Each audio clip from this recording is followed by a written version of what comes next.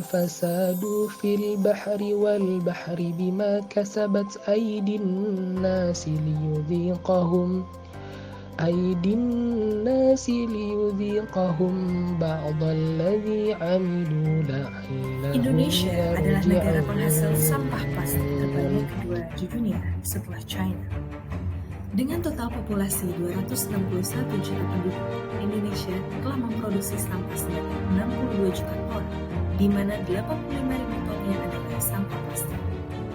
Sampah botol plastik memerlukan waktu 450 tahun untuk terurai.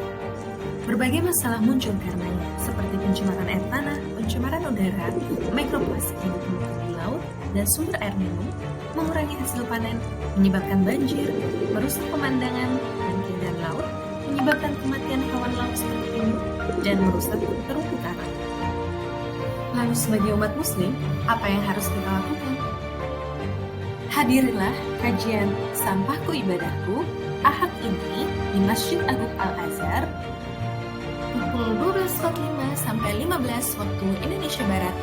Jangan lupa untuk mendaftarkan diri ya, agar berkesempatan mendapatkan special gift dari panitia. Sampai jumpa. Subhanahu wa ta'ala yang telah memberikan kita berbagai macam nikmat, sehingga kita semua bisa hadir pada hari ini, baik di rumah ataupun di selasar Masjid Agung Al-Azhar untuk mengikuti kajian pada siang hari ini. Betul sekali, dan sholawat serta salam semoga selalu terlimpahkan kepada junjungan kita Rasulullah SAW dan kepada para sahabat pengikutnya dan sampai kepada kita semua. Amin, amin, ya rabbal alamin.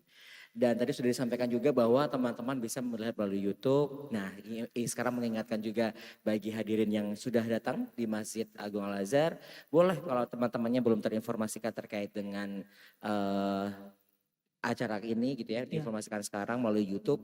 Buka halaman Instagram kita, ada feed yang menjelaskan tentang tema kita hari ini, yaitu Sampahku Ibadahku. Ya, itu nanti teman-teman bisa share semuanya, posternya ya, ke teman-temannya bisa join melalui YouTube. Bisa join, dan juga kajian-kajian dari Yis Al-Azhar sebelumnya juga sudah ada semuanya. Sudah ada semua lengkap di YouTube Yis Al-Azhar.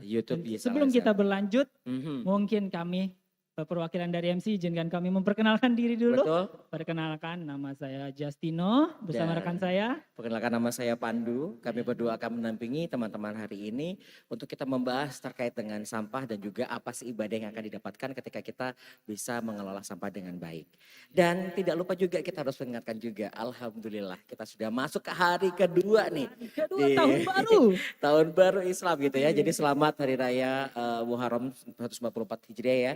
Dan semoga hari kedua ini, karena awal banget nih di tahun baru Islam kita, jadi kita menjadi umat yang baik juga ke depannya gitu ya. Jadi seseorang yang menjadi contoh baik bagi sekitar kita minimal. Amin, Allahumma amin. Jadi baru hari kedua kita sudah nyetar, sudah hadir di rumah Allah. Betul. Untuk mengikuti kajian. Mudah-mudahan ini jadi presiden yang baik untuk selama 1 tahun ke depan. Amin. Jadi tahun yang lebih baik daripada tahun Betul sebelumnya. sekali. Nah, sekarang kita juga selalu mengingatkan kepada teman-teman semuanya bahwa kita ada kajian rutin di Yis Al-Azhar. Jadi bagi teman-teman yang ingin tahu update-nya, jangan lupa buka di Instagram kita di Yis Al-Azhar. Informasi semuanya ada di sana, dan juga ingin mengulang lagi kajian yang sudah selesai di minggu-minggu sebelumnya melalui YouTube Yis Al-Azhar.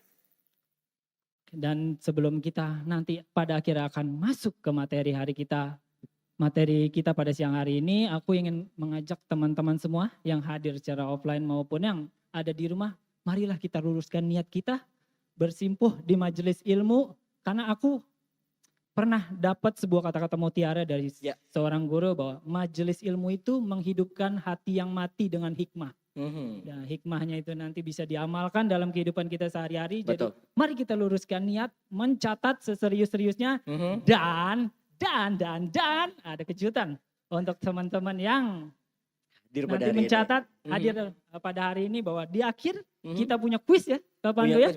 Punya kuis berhadiah. Yes.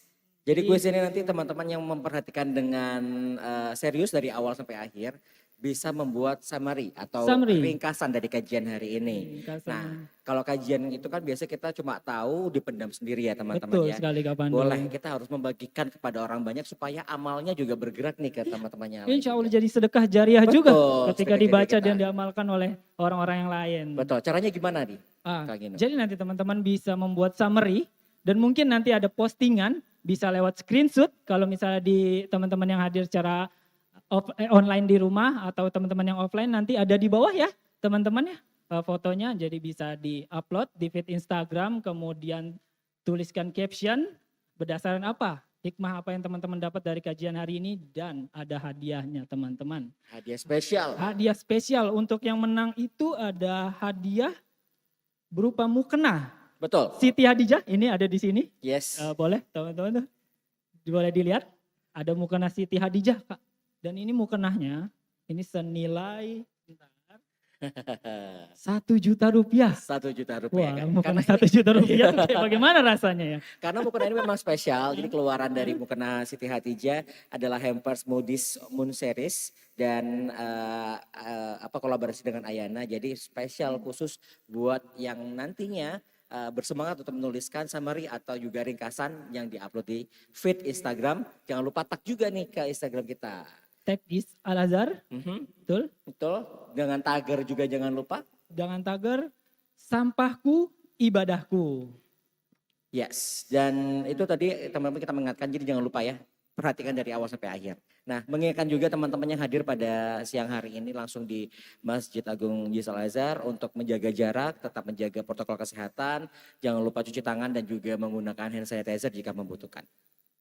Baik, kita akan langsung saja untuk memulai awal kali ini, tapi sebelum kita untuk berkenalan dengan para narasumber, kita akan mendengarkan terlebih dahulu untuk tilawah. Tilawah dan sari tilawah yang akan disampaikan oleh Kak Juan dan sari tilawah oleh Kak Dinda.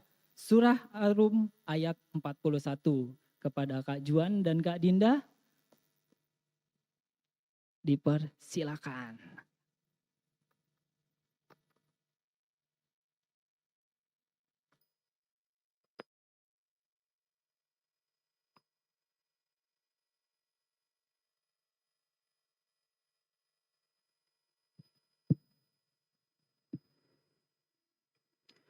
أعوذ بالله من الشيطان الرجيم بسم الله الرحمن الرحيم ظهر الفساد في البر والبحر بما كسبت أيدي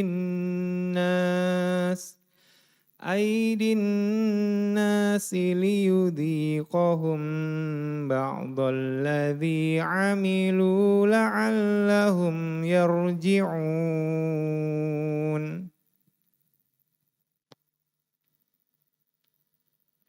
Aku berlindung kepada Allah dari godaan syaitan yang terkutuk. Dengan menyebut nama Allah yang Maha Pengasih lagi Maha Penyayang. Telah tampak kerusakan di darat dan di laut disebabkan perbuatan tangan manusia. Allah menghendaki agar mereka merasakan sebagian dari akibat perbuatan mereka, agar mereka kembali ke jalan yang benar. Maha benar Allah dengan segala firman-Nya.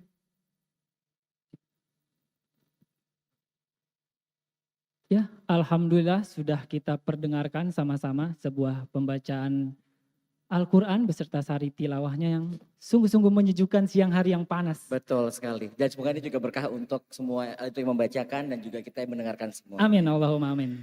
Dan ini tadi sebenarnya jadi refleksi kita juga ya. Sebenarnya dari zaman dulu udah diingetin sama Allah nih kita nih. Bahwa nantinya akan ada kerusakan di bumi gitu ya. Karena ulah manusia juga. Dan sekarang kalau misalnya dibilang sampah bukan ulah manusia, yang memproduksi sampah siapa? Betul sekali. Sejak zaman dulu mulai perubahannya revolusi industri, akhirnya muncullah alat-alat berat, produksi untuk plastik mulai meningkat sebagai kebutuhan. Sekarang kita berusaha mengurangi, tidak terpikirkan pada waktu itu gimana caranya untuk mengurangi si plastiknya. gitu. Dan sekarang si sampah-sampah ini bukan hanya plastik juga, sudah mencemari lingkungan juga.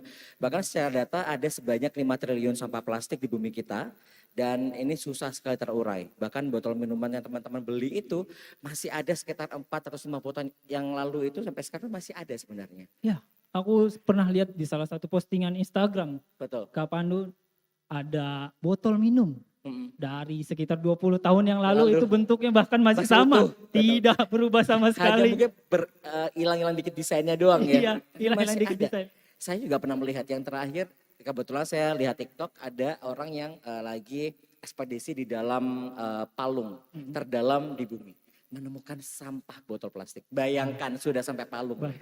Ini udah mengerikan banget sih menurut saya. Maksudnya kalau sampah mengambang biasa. Ini tuh udah sampai palung dan terdalam dan dia menemukan wow ini ada sampah plastik gitu.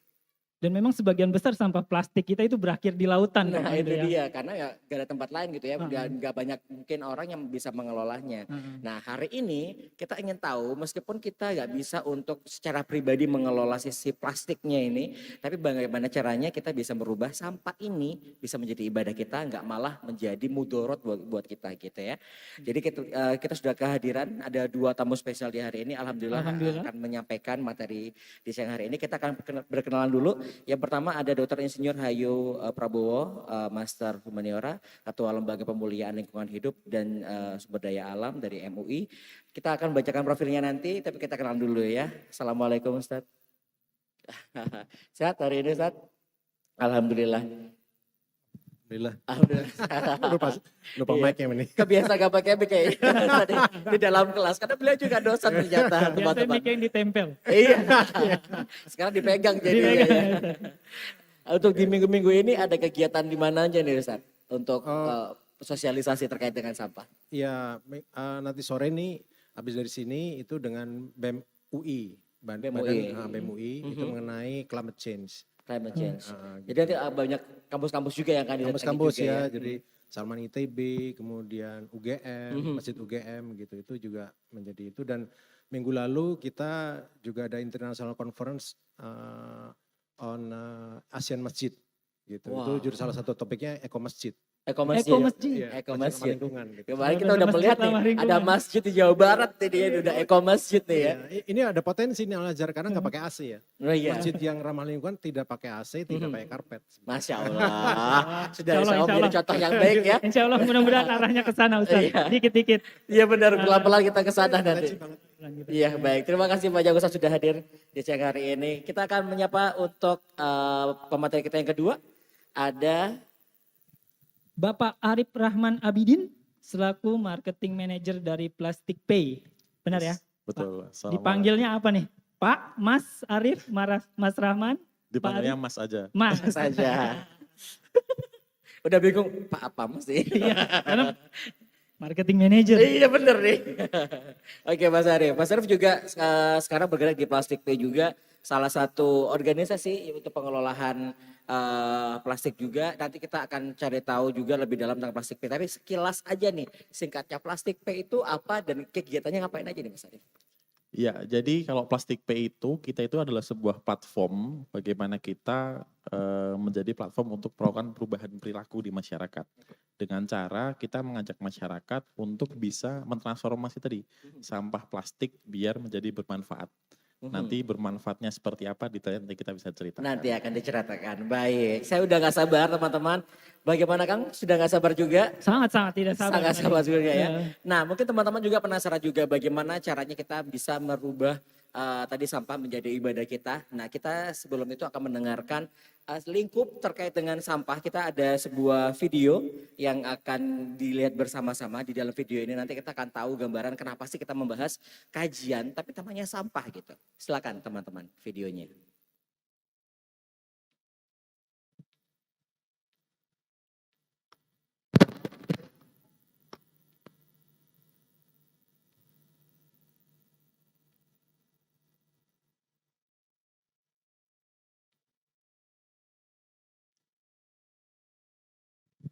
Dan sekaligus aku ingatkan kembali buat teman-teman nanti di akhir sesi untuk setiap narasumber kita akan buka sesi tanya jawab.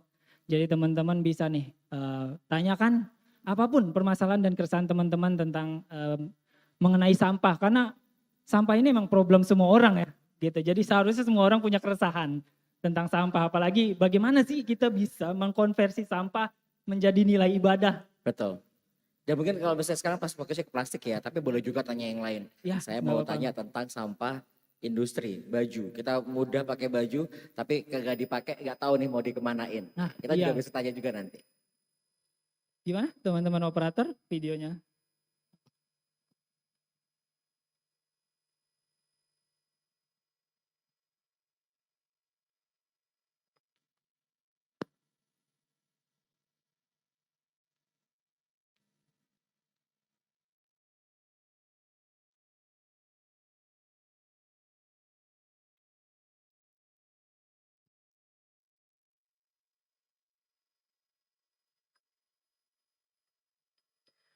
Baik, itu tadi adalah video sekilas ya terkait dengan sampah juga. Teman-teman tadi sudah melihat ada beberapa data yang ditampilkan juga.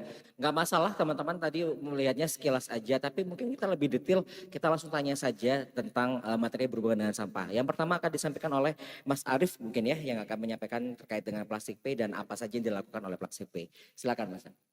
Baik, terima kasih sebelumnya. Assalamualaikum warahmatullahi wabarakatuh. Waalaikumsalam warahmatullahi. Boleh sedikit dibantu untuk materinya.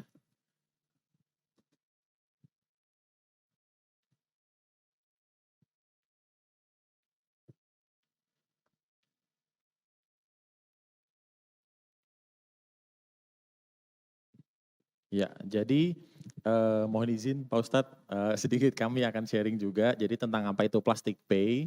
Jadi Plastik Pay itu kita mendesain gerakan berkelanjutan yang berdampak. Jadi kan memang isunya sekarang bagaimana kita membuat sesuatu lebih berkelanjutan, kemudian bagaimana kita membuat sesuatu program yang lebih jangka panjang. Makanya di sini kita itu membuat program kombinasi antara green economy atau ekonomi hijau, kemudian dikombin dengan digital innovation, dan juga dengan kegiatan aktivitas marketing. Bagaimana kita membuat Indonesia itu lebih punya peluang yang lebih banyak, tinggal di planet yang lebih berkelanjutan, seperti itu. Kemudian next, kita lihat tentang problem sampah plastik di Indonesia.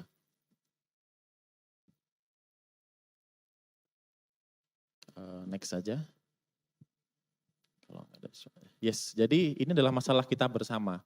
Mungkin kita bareng-bareng udah banyak nih berita, udah banyak cerita, udah banyak mungkin ejekan ya, bahwa negara Indonesia itu udah dihina sebagai negara penghasil sampah plastik terbesar nomor 2 di dunia. Kita bukan ngomongin Asia Tenggara, bukan ngomongin Asia, tapi di dunia. Kita penghasil sampah terbesar kedua. Dan begini mappingnya. Ternyata data dari National Plastic Action Partnership tahun 2020 menyatakan kalau 10% doang sampah plastik kita itu yang berhasil didaur ulang. Jadi kadang-kadang kalau kita selesai minum atau mungkin kita selesai menggunakan plastik, kita buang di tempat sampah yang dia berhasil ditaruh di tempat yang tepat, mungkin sudah dipilah sampai ke industri daur ulang cuma 10%. 29% sisanya sampah-sampah plastik kita itu banyak yang berakhir doang di TPA. Jadi kalau tadi kita ngomongin kita buang sampah di tempat sampah, itu mungkin benar, tapi belum tentu 100% benar. Karena apa? Kalau kita buang sampah di tempat sampah, itu kalau nggak dipilah, dia dicampur jadi satu dengan sampah-sampah yang lain, misalkan dengan sampah organik atau apa. Nggak bisa dipilah lagi, dikumpulin jadi satu truk, akhirnya berakhirnya di TPA. Ini ada 29%. Nah kemudian 61% sisanya sampah-sampah plastik kita itu banyak yang berakhir atau tidak terkelola kita sebutnya, unmanaged waste. Karena apa? Kita banyak nih di pinggir-pinggir jalan masih banyak nih sampah-sampah yang mengumpul, banyak yang dibakar di pinggir jalan. Yang paling parah apa? Ketika kena hujan mungkin akan masuk ke sungai, nanti akan bisa bocor, mungkin ada yang sampai ke sungai, ngotorin sungai, ke danau, yang paling parah ke laut. Yang tadi Mas Pandu sudah ceritakan, sampai ke Palung ada. Nah itu adalah realitas sampah plastik di Indonesia. Kemudian problem yang kedua, memang ini data dari KLHK. 72% masyarakat kita itu masih menjadi masyarakat yang tidak bertanggung jawab. Masih menjadi masyarakat yang tidak peduli atau tidak care terhadap sampah itu sendiri. Oleh karena itu, next, jadi kita coba buat sebuah solusi. Jadi Plastik Pay yang kita sampaikan di awal tadi, Plastik Pay adalah sebuah platform. Bagaimana kita melakukan perubahan perilaku di masyarakat. Yang kita lakukan adalah bagaimana merubah perilaku kita terhadap sampah plastik dengan cara apa? Dengan cara tadi, kita mengajak mereka untuk menukarkan sampah plastiknya dan mendapatkan meaningful reward. Meaningful reward-nya nanti akan macam-macam. Nah, di sini kan sudah banyak sebetulnya bagaimana peraturan-peraturan pemerintah dilarang buang sampah sembarangan, akan ada hukumannya ini, akan ada dendanya ini. Mungkin ada beberapa masyarakat yang masih ngeyel. Makanya kita coba dengan cara lain, dengan cara apa? Kita membuat aplikasi serta fasilitas koleksi. Jadi diibaratkan kita bikin infrastrukturnya dulu nih. Kita bikin infrastruktur 2 itu untuk kita mengajak masyarakat tadi, ketika mereka ingin berkolaborasi atau ingin partisipasi antara people, public sector, serta private sector, udah ada platformnya nih untuk kita bisa memenuhi kegiatan ini dan juga kita memenuhi ada namanya Sustainable Development Goals yang sudah di state oleh United Nations. Kita tujuannya untuk memenuhi SDG nomor 12 yaitu Responsible Consumption and Production dan juga SDG nomor 17 yaitu Partnership for the Goal. Nah, ini untuk gambaran bisnis modelnya Plastik Pay. Jadi sedikit gambaran, next jadi kita starting dari sini. Plastik Pay itu kita mulai bagaimana kita melakukan perubahan perilaku, melakukan penempatan dengan kolaborasi dengan masyarakat, private dan public sector. Di sini kami diawali dengan cara tadi melakukan perubahan perilaku di masyarakat. Kita bareng-bareng berkolaborasi melakukan edukasi di sana dengan cara apa? Dengan cara memberikan apresiasi poin secara digital. Kita lakukan semuanya secara digital yang nilainya 3 sampai 5 kali lebih besar daripada existing yang ada. Nah, kemudian dengan infrastruktur kami kita pastikan semua sampah plastiknya akan masuk ke fasilitas industri daur ulang yang merupakan pabrik industri daur ulang berskala besar. Dari situ di pabrik ini akan mengolah nih dari sampah-sampah plastik menjadi bahan baku ramah lingkungan. Ada kain felt, ada fur macam-macam. Nanti kita tunjukin yang dimana kain-kain itu gak hanya berhenti di situ. Kita kolaborasi bersama UMKM di Indonesia untuk mereka bisa nge-create satu produk yang namanya kita sebutnya upcycle product. Nah, dari produk-produk ini nanti kita baru kembalikan lagi, kita gunakan lagi yang bisa dipakai oleh masyarakat, oleh public sector, serta private sector. Jadi program 360 derajat untuk ekonomi sirkular benar-benar ada, benar-benar berjalan dan bukan hanya sekedar industri jargon kayak gitu. Next. Nah, kemudian kita ada 4 sistem. Jadi dalam pengumpulan ini lanjut aja. Jadi kita pertama akan ada program yang namanya program pembiayaan. Itu adalah program yang kita lakukan juga di Al-Azhar. Jadi program untuk sedekah sampah. Di sini kita berkolaborasi dengan rumah-rumah ibadah, dengan pesantren-pesantren, dengan yayasan-yayasan untuk kita taruh yang namanya collection point. Di situ kita edukasi masyarakat untuk mereka bisa mendonasikan sampah-sampah plastiknya ke collection point tersebut. Setiap minggu kita akan ambil sampah plastiknya, kemudian uang yang terkumpul kita kembalikan digunakan oleh rumah ibadah atau mungkin yayasan atau pesantren yang ada di situ. Itu yang sistem yang pertama. Sistem yang kedua, kita melakukan pemberdayaan individu dengan masyarakat.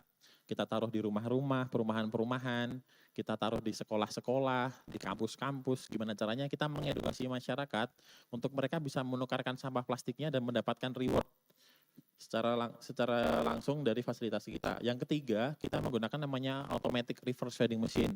Satu mesin yang kita create sendiri, buatan Indonesia, kita taruh di fasilitas umum. Ini kayak di luar negeri itu kayak di Jerman, di Jepang itu kita tukerin sampah plastiknya, kita dapat reward secara langsung di situ. Dan sistem yang keempat, kita juga akomodir nih buat masyarakat di Indonesia. Kadang-kadang kan nggak semua masyarakat punya handphone. Makanya kita fasilitasi itu dengan cara kita kolaborasi dengan warung-warung dan juga dengan bank sampah. Mereka bisa menukarkan sampah-sampahnya di warung itu untuk apa? Mereka bisa beli untuk diskon beli gula atau ibu-ibu kadang-kadang buat beli minyak goreng. Itu bisa dipakai juga. Jadi dari sisi lingkungannya ada, dari sisi impact ekonominya juga ada. Seperti itu. Next. Nah, kemudian ini salah satu produk dan servis kami. Jadi di sini kita melakukan tadi kemudahan dan pengakuan dalam praktek berkelanjutan.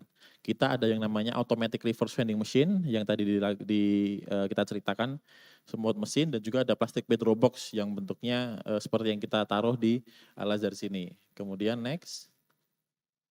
Nah, ini untuk masyarakat secara luas, lanjut aja. Jadi di sini masyarakat yang akan kolaborasi bisa langsung gampang dengan download aplikasinya Plastik Pay. Ini sudah tersedia di App Store maupun di Play Store, di mana di aplikasi ini nanti akan ada banyak fungsinya. Pertama, kita bisa tahu nih berapa sih carbon footprint, berapa land recovery yang sudah berhasil kita selamatkan, kemudian bisa direct ke sosial media, Mungkin masyarakat yang tadinya sedekah berarti semuanya nih udah kita sedekahkan untuk masjidnya. Tapi kalau ada yang kadang-kadang mereka pengen ambil untuk mereka sendiri poinnya, nilainya untuk mereka sendiri, mereka bisa langsung redeem poinnya mau ke uang elektronik atau mau ke account bank juga bisa. Mereka bisa lihat track recordnya, mereka bisa cari tahu lokasi collection point terdekatnya di mana. Nanti mereka juga bisa tahu dari situ. Next. Kemudian, nah apa yang perlu kita lakukan sebenarnya? Pertama, mungkin kita udah sering nih dengar jargon-jargon buanglah sampah pada tempatnya. Tapi ternyata buanglah sampah pada tempatnya itu tidak cukup. Mungkin kita udah sering dengar nih, kadang-kadang kita startingnya bagaimana ada program pemerintah yang kita sebutnya adalah 3R, bagaimana ada reduce, reuse, dan juga recycle. Kita kurangin, kita gunakan kembali, atau kita mulai daur ulang. Ketika memang kita mulai daur ulang, kita bisa start nih dari at least memilah dulu. Karena apa? Next. Kita harus memilah semuanya dari awal. Kita harus sortir semuanya dari awal. Karena kalau kita nggak sortir dari awal, itu akan semakin sulit untuk dipilah. Bayangin aja kalau kita punya sampah plastik, sampah minyak goreng, mungkin sampah bekas makan dicampur jadi satu, nggak dipilah, endingnya mungkin satu rumah masih bisa dipilih-pilih. Tapi kalau udah jadi terkumpul dalam satu RW atau mungkin dari satu truk, udah jadi satu TPA, itu akan sulit sekali dipilah. Oleh karena itu kita harus memulai pemilahnya dari rumah. Caranya gampang. Kita coba lihat dapur kita masing-masing. Kita lihat rumah kita masing-masing, kita lihat kira-kira di rumah tuh sampahnya, tong sampahnya ada satu atau ada dua. Kita start dari situ. Karena apa? Kalau kita di rumah sendiri nih, kita punya tong sampah cuma satu, ya kita nggak punya kesempatan nih buat milah. Akhirnya jadi satu semua. Tapi at least misalkan dipilah jadi dua, mana organik, mana anorganik. Itu akan lebih mudah lagi. Akan lebih baik lagi kalau jenisnya akan lebih banyak. Tapi at least kita bisa mulai dari rumah masing-masing. Lanjut. Ya, lanjut aja, ini mungkin sedikit gambaran tentang partner daur ulang kami. Jadi ini satu perusahaan namanya InnoCycle. Jadi dia perusahaan pendaur ulang sampah plastik pertama yang memang sudah terdaftar di BEI, di Bursa Efek. Jadi perusahaan publik, jadi semua kegiatannya dilihat oleh publik. Kemudian ini juga punya sertifikasi daur ulang global. Jadi dalam hal ini ketika kita mendaur ulang, kita pastikan nih semua prosesnya itu aman juga, sustainable. Tidak merusak lingkungan, aman untuk bumi, dan lain-lain. Nah kemudian di sini mereka adalah perusahaan yang mendaur ulang dari sampah botol plastik, kita sebutnya jadi flakes, contohnya seperti ini. Ini adalah cacahan plastik.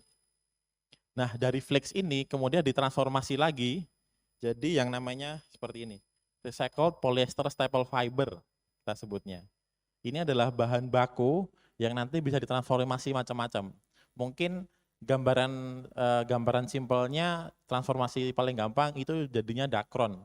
Teman-teman semuanya, Pak Ustadz, Bapak Ibu sekalian, kalau tidur di rumah isi bantal, dakron terbuatnya dari sini. Dari bahan baku sampah plastik sebetulnya. Kemudian bisa bikin jadi kain felt seperti ini, atau bisa bikin fur, macam-macam produk. Ini beberapa contoh bahan baku inilah yang nantinya akan dimanfaatkan oleh UMKM untuk mereka bisa create satu produk. Next. Ya, ini sedikit gambaran aja tentang 3-layer chain. Jadi ini salah satu uniknya Plastic Pay. Kita bisa mentransformasi dari yang tadinya sampah plastik nggak memiliki value jadi sesuatu yang memiliki value. Kan kita sebut nih, kalau di kita yang bikin pertama itu kita bikin yang namanya new supply chain. Kita bikin supply chain baru. Nah di setiap supply chain itu kita bikin namanya ada kenaikan value-nya. Sampah plastik yang tadinya nilainya cuma 10, kita transformasi, kita bisa bikin kayak gini nilainya udah berubah. Kita bisa bikin kain felt nilainya udah berubah. Kita bikin produk nilainya udah semakin tinggi. Dan selanjutnya di setiap chain-nya itu nanti akan ada impact yang diberikan. Berapa orang yang terimpact? Next. Akan ada banyak nih mereka yang terimpact dari setiap chain-nya ini. Lanjut aja. Nah inilah yang kita sampaikan tadi kenapa terimpact.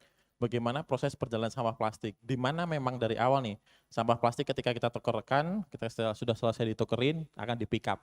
Mereka yang pick up akan dapat impact, dapat pekerjaan dari situ. Itu yang pertama. Kedua, selanjutnya ketika sampah sudah masuk ke fasilitas collection center, mereka akan dipilah. Dipilah dari sisi warnanya, ini juga akan memberikan impact. Seperti itu. Kemudian yang ketiga, selanjutnya perusahaan daur ulangnya. Ada dua hal nih, mereka daur ulang jadi flex, itu udah dapat impact sendiri, membuka lapangan pekerjaan, memberikan impact ke mereka yang istilahnya hidup bergantung dari program, dari kegiatan seperti ini. Kemudian next, dari sisi fasilitas daur ulangnya, itu mereka juga akan mendapatkan impact. Lanjut, sampai ke UMKM-UMKM-nya juga, mereka yang ngejahitin produknya, sampai nanti produknya jadi bisa dipakai, itu mereka juga dapat impact. Selanjutnya, ini beberapa contohnya. Kemudian, nah kita pun juga tadi tidak hanya sekedar mengumpulkan. Jadi kita lebih dari itu, kita beyond collecting. Kita mengaktifkan juga, memberdayakan UMKM, kita berkolaborasi dengan UMKM wanita serta UMKM difabel, mereka nih yang ngejahitin produknya, mereka yang buat produk daur ulangnya juga produknya yang pertama fungsional nih, memiliki fungsinya, yang kedua fashionable. Ketika kita pakai produk ulang kita bangga, keren, kita bawa kemana-mana kayak gitu. Jadi bukan yang malu-malu. Yang ketiga juga durable, tahan lama, kuat. Dan yang terakhir adalah terjangkau, affordable. Jadi produknya tuh enggak yang mahal-mahal sekali. Kadang-kadang stigma orang tuh produk daur ulang tuh harganya mahal, kadang-kadang enggak kuat, kualitasnya kurang oke. Sebenarnya enggak, ini kita bisa transformasi. Ini beberapa contoh-contoh produknya aja, kita bisa bikin macam-macam produk, ada bisa tenda untuk hewan peliharaan, bisa bikin sajadah. Mohon maaf ini peci yang saya pakai ini terbuat dari sampah-sampah botol plastik. Kayak gitu. Kemudian boleh diambil, tolong Mas. Ada misalkan sajadah ini next aja nggak apa-apa. Misalkan, mohon maaf, yes, sajadah ini kita buat 100% dari sampah botol plastik. Sajadah ini terbuat hanya dari 70 botol plastik ukuran 600 mili. Kita pun bisa lihatin nih, ada communication capitalnya di sini. Terbuat dari 70 botol plastik, dari fur-nya sampai belakangnya, sampai dalam-dalamnya, dan ini semuanya buatan orang Indonesia.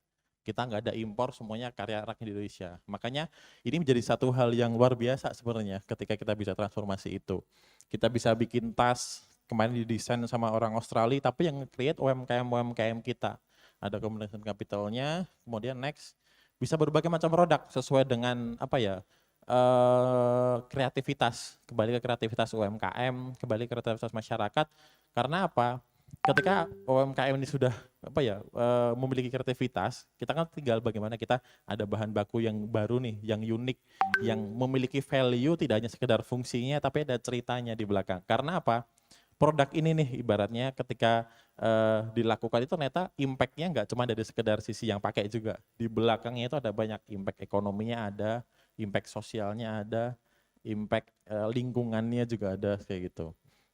Ini salah satu contohnya juga, beberapa contoh produk, ada tadi topi, sepatu, ada tas golf, macam-macam produk. Sesuai dengan kreativitasnya UMKM aja, bagaimana mereka bisa meng-create, karena apa? Ini impact-nya juga akan banyak dipakai di sana oleh UMKM tersebut. Kemudian lanjut aja, ini beberapa contoh produknya tadi, yang bisa dipakai untuk ribuan macam, karpet atau macam-macam produk. Kita bisa track terbuat dari berapa sampah plastiknya. Next. Yes, ini beberapa contoh proof of concept-nya. Jadi ini untuk sedikit gambaran, yang sebelumnya aja tadi sambil diputar, kayak bisa sedikit cerita. Videonya diputar aja nggak apa-apa. Jadi ini kalau untuk proof of concept-nya bagaimana menukarkan sampah plastiknya di reverse vending machine. Jadi kan ini kita mulai akan sebarkan juga di Jabodetabek dan juga di Bali. Ini kita ajakin masyarakat untuk mereka bisa mulai care, mulai peduli terhadap sampah plastiknya. Mereka bisa tukarkan itu langsung di mesin-mesin ini. Jadi biar Indonesia tuh keren. Kalau dulu CEO kami cerita itu beliau melihat ini tuh terinspirasi dari Grab Wheels di Tamrin tuh kan. Ramai itu kan terus lihat keren ya, Indonesia udah sekeren ini, udah semaju ini. Makanya terinspirasi dengan itu beliau coba berpikir atau beride membuat ini. Kita bikin satu hal yang di luar negeri sebenarnya udah banyak. Kita bisa implementasikan di Indonesia tanpa harus impor dan kita bisa bikin sendiri. Kayak gitu, ini yang pertama. Kemudian yang kedua, next ya ini yang versi Dropbox-nya juga. Jadi meskipun versi Dropbox tidak ada electricity, user bisa mendapatkan reward-nya, bisa untuk diri sendiri atau yang bisa digunakan untuk sedekah tadi, untuk sebagai donation. Jadi dengan skema yang ada.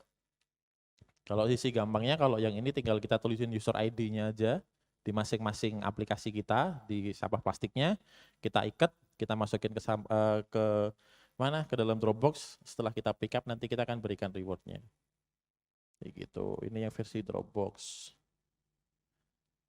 Ya, sudah lanjut. Next. Ya, kemudian kami dapat satu kehormatan juga. Jadi program kami ini dipakai untuk showcase pembuktian antara tadi kombinasi antara green economy dan juga digital innovation oleh pemerintah untuk kegiatan rangkaian G20. Jadi dari bulan Februari kemarin sampai nanti di bulan Oktober sebagai pembuktian tadi bahwa Indonesia itu sudah ada loh green economy. Bagaimana mengkombinasi antara green economy, digital innovation, memberikan impact yang bukan hanya sekedar lingkungan, tapi dari sisi ekonominya juga ada, dari sisi sosialnya juga ada. Kemudian next aja. Yes, ini sedikit gambaran aja tentang kami, mereka yang sudah ikut berkolaborasi, 23.000 lebih sekarang user yang digunakan, dengan sekarang sudah ada 300 collection point yang ada di area Jabodetabek dan juga di Bali. Jadi teman-teman yang akan berkolaborasi bisa untuk disedekahkan seperti yang tadi dilaksanakan, atau mungkin untuk dapat rewardnya secara pribadi nanti juga bisa. Next. Ya, itu mungkin sedikit gambaran tentang program kami, tentang kegiatan kami. Jadi ini sedikit dari sosial media kami, ada plastikpay.tech, plastikpay.store, di TikTok juga ada di plastikpay. Kita terus berkolaborasi dengan berbagai pihak. Next. Jadi ini adalah visi kami. Kami sadar Plastik Pay nggak bisa sendirian. Kami perlu berkolaborasi dengan berbagai pihak. Bagaimanapun yang kami create ini adalah platform atau infrastrukturnya. Infrastruktur itu ada, infrastruktur itu berjalan kalau dari sisi usernya, dari sisi masyarakatnya juga akan menggunakan. Ibaratnya kalau kita siapin jalan tol, kalau orang nggak akan lewat di situ ya nggak akan kepake. Ibaratnya seperti itu. Makanya kita coba bikin ini, kita perlu berkolaborasi dengan berbagai pihak, bahwasanya kita bisa merubah image Indonesia. Indonesia itu bukanlah dikenal sebagai penghasil sampah, tapi petransformasi sampah. Terima kasih. Wah, Wah, luar biasa ya, bergizi sekali. iya, sangat bergizi dan jujur di kepala saya itu langsung banyak gitu ya. Maksudnya pikiran dengan 360 modelnya tadi, bahwa maksudnya yang di awal dengan kolaborasi, diakhiri juga dengan kolaborasi. Berputar kembali seperti itu gitu. Jadi sebenarnya ini sudah menjadi salah satu percontohan juga buat kita kalau ingin mengelola sampah, gak bisa mengelola sendiri, sudah ada nih yang bantu ngelolain, bahkan sampai ada untuk secara ekonomikal bisa menyebarkan juga ke masyarakat dan juga bisa membantu masyarakat. Ini yang paling penting sih. Benar. Kan kita butuh orang-orang atau butuh sosok yang bisa membantu kita kan, seperti itu di pengelolaan Dan ini. sosok yang bisa menjadi solusi ya Bang Pandu. Dan tadi aku mencatat kata-kata yang menurut aku wajib kita cetak tebal adalah impact gitu, bahwa cuman butuh niat baik gitu, cuman butuh niat gitu dari kalian untuk memilah sampahnya. Ternyata dari niat baik itu memberikan impact kemana-mana. Tadi ada impact ekonominya ke sahabat-sahabat disabilitas, tadi impact ke UMKM dan lain-lain gitu ya. Jadi masing-masing juga ada gitu ya. Bahkan tadi juga yang paling kecilnya setelah dapat sampahnya kan ada yang pengelola sampahnya. Untuk bisa merubah jadi berbagai macam bahan tadi juga impact juga.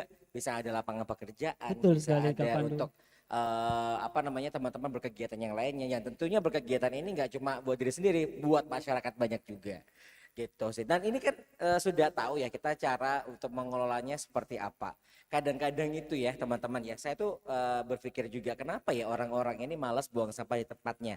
Jangankan sampah yang gede gitu ya, sesimpel bungkus plastik permen, kadang kita tuh secuek itu kayak cuma sekecil ini, cuma aku doang yang buang gitu, orang lain gak buang ya, kita nggak tahu ya. Kalau seluruh Indonesia, seluruh dunia mikirnya sama, cuma aku doang, berapa banyak bungkus plastik yang bertumpuk, berapa kilo, berapa ton yang akan bertumpuk juga. Itu cuma sehari. Setiap hari kita udah berapa gitu. Jadi kadang-kadang kita terlalu menyepelekan hal kecil, jadi kita lupa bahwa itu berdampak kepada kita. Dan kenapa lagi kita malas mengelola sampah itu atau nggak tahu atau nggak mau tahu mengelola sampah itu, karena nggak berdampak kepada kita. Kalau belum kena banjir, kalau belum rumahnya belakang tiba-tiba bau sampah, kalau tiba-tiba ada tetangganya bakar-bakar sampah gitu ya. Kalau nggak terdampak seperti itu, kita nggak sadar loh bahwa kita itu sebenarnya cuek banget sama sampah. Nah, supaya nggak cuek, kita lanjut lagi ke pemateri yang kedua. Iya, jadi ternyata tadi bahwa pemilahan sampah itu dampaknya bukan tadi kalau Plastik Pay dampak secara ekonomi, dapat insentif untuk pribadi dan ekonomi untuk UMKM. Nah, sekarang kita coba elaborasi bagaimana pemilahan atau niat baik teman-teman untuk memilah sampah itu ternyata berdampak juga untuk akhirat. Betul. Kalau misalnya di awal mungkin ke kesehatan dulu ya. Kesehatan. Susahnya ya nanam apa namanya untuk pangan gitu ya, karena tanah nggak lagi sehat lagi, kadang bercampur dengan sampah-sampah, nggak bisa ada racun-racun juga kita nggak tahu gitu. Nah berikutnya baru ke akhiratnya. Nah ini yang kedua ini akan membicarakan tentang apa nih Kak? Membicarakan sebentar. Ini sudah kita datangkan pemateri. Aduh, kekunci. Nah, di sini telah bersama kita Bapak Dr. Insinyur Hayu Prabowo Magister Humaniora, benar Ustadz ya, yang akan mengelaborasi tadi materi kita, sampahku ibadahku. Sebelum kita lanjut, perkenankan aku untuk membacakan CV dari beliau. Kalau misalnya nanti ada yang salah mohon dikoreksi Ustadz. Oke. Beliau meraih gelar doktor di bidang ekonomi dan keuangan Islam. Saat ini sedang mengambil gelar doktor kedua dalam tafsir Quran di PTIK. Benar Ustadz ya? Kemudian saat ini beliau juga aktif sebagai dosen pascasarjana di Direktorat Pusat Penelitian dan Pengabdian Masyarakat Indonesian Banking School, Ketua Lembaga Pemulihan Lingkungan Hidup dan Sumber Daya Alam Majelis Ulama Indonesia, Ketua Departemen Dalam dan Luar Negeri, serta Lingkungan Hidup PP Dewan Masjid Indonesia, betul Ustadz, tim Interfaith Rainforest Initiative, trustee pada Faith Invest, dan pengelola Pondok Pesantren Al-Amanah, inisiator Eko Masjid, tadi sudah disinggung, nanti mungkin bisa dijelaskan lebih lanjut Ustadz. Dan yang terakhir, anggota Dewan Pertimbangan Pengendalian Perubahan Iklim di Kementerian Lingkungan Hidup dan Kehutanan. Oke, mungkin kepada, aku manggil apa? Ustadz Hayu. Pak Hayu. Mungkin pada Pak Hayu, kami persilakan untuk menyampaikan Materinya. Terima kasih. Ya. Assalamualaikum warahmatullahi wabarakatuh. Waalaikumsalam warahmatullahi wabarakatuh. Alhamdulillahirrahmanirrahim. Wassalatu wassalamu ala rasulillah wa alihi wa sahbihi wa mawalah amma ba'd. Terima kasih Mas Aji, Mas Justino, Ya. Mas Justino dan Mas Pandu, Mas Arif, para peserta sekalian. Jadi nama lembaga kami itu di MUI itu Lembaga Pemuliaan Lingkungan Hidup dan Sumber Daya Alam. Kenapa namanya pemuliaan ya, bukan pelestarian? Karena sesungguhnya bumi ini adalah ciptaan Allah gitu ya, yang diciptakan untuk kita semua dan kita harus memuliakannya begitu. Jadi intinya bahwa seluruh kehidupan kita itu kita ambil dari bumi, apa? Baju, makanan. Kita hanya bisa makan sesuatu yang tumbuh dari bumi. Jadi kita harus meyakinkan bumi bisa menumbuhkan sesuatu. Dari baju kita, komputer, semua bahan baku dari bumi. Itu ya. Nah, jadi bumi menyediakan namanya natural capital ya, modal alam itu dari bumi. Yang kedua, bumi punya fungsi juga. Bumi, karena seluruh kegiatan kita kan tiap hari kan kita buang hajat ya. Tidak hanya kita, tapi seluruh industri kita mengeluarkan juga limbah kan ya. Bumi punya dua fungsi, yang kedua adalah bagaimana menetralisir limbah ini gitu ya. Jadi punya dua fungsi itu, bumi punya daya dukung, bumi punya daya tampung. Nah sekarang ini kegiatan ekonomi kita karena kecanggihan kita dan kerakusan kita semua begitu, bumi ini sudah kita ini sudah di luar daya dukung dan daya tampung bumi begitu. Makanya sampah itu meludak, bumi juga rusak semua begitu ya. Lanjut, ini sampahku ibadahku. Nah saya akan meninjau dari tadi itu dari ibadah ya. Jadi nanti banyak segi-segi yang kenapa kita sebagai Khalifatul fil Ard kita diminta, kita diberi amanah dan tanggung jawab untuk bisa menjaga dan memakmurkan bumi ini, dan ini akan diminta pertanggungjawabannya nanti gitu ya. Jadi Mas Pandu, Mas Justianto, Mas Arif, kita semua ini akan diminta pertanggungjawabannya nanti. Lanjut. Ya, ini ada video sedikit ya, mudah-mudahan nih ini kalau di sana kedengeran ya. Nah, kalau di YouTube kedengeran Ustaz. Oke. Ini video mengenai Indonesia ya. Indonesia ini sangat kaya begitu ya. Saya nggak ada suaranya. Nah, kita masih tergantung dari energi fosil ya. Jadi 90% dari energi kita ini dari fossil fuel. Jadi kipas ini nyala, itu semuanya itu SO2 itu keluar semua di atmosfer dan terperangkap di atas sana itu. Nah ini makanya sangat bagus masjid tidak pakai AC, tidak pakai listrik kalau perlu. Eko masjid tadi, Eko Ustaz, masjid. ya? Atau zero, namanya zero karbon. Zero karbon. Gitu. Zero karbon bagaimana? Sekitar masjid harus tanam pohon supaya CO2 dari masjid ini keserap pohon di sekitarnya gitu.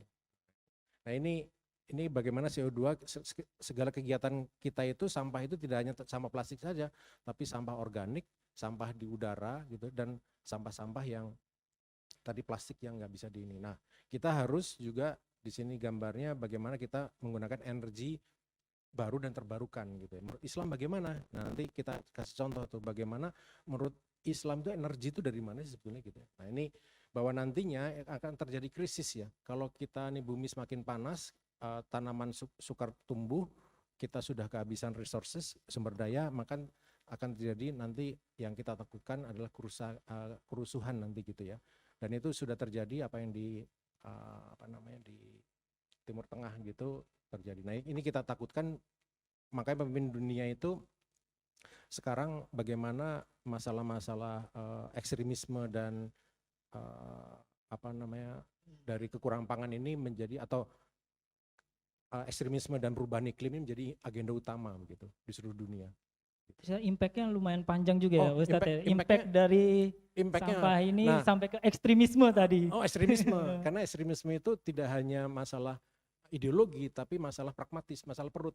Nah, gitu. Jadi jangan lupa itu ya, masalah perut. Nah, Anda masih muda-muda ini, banyak anak muda semua harus bertanggung jawab. Kalian nih harus nuntut pada generasi saya yang dulu rusak gitu.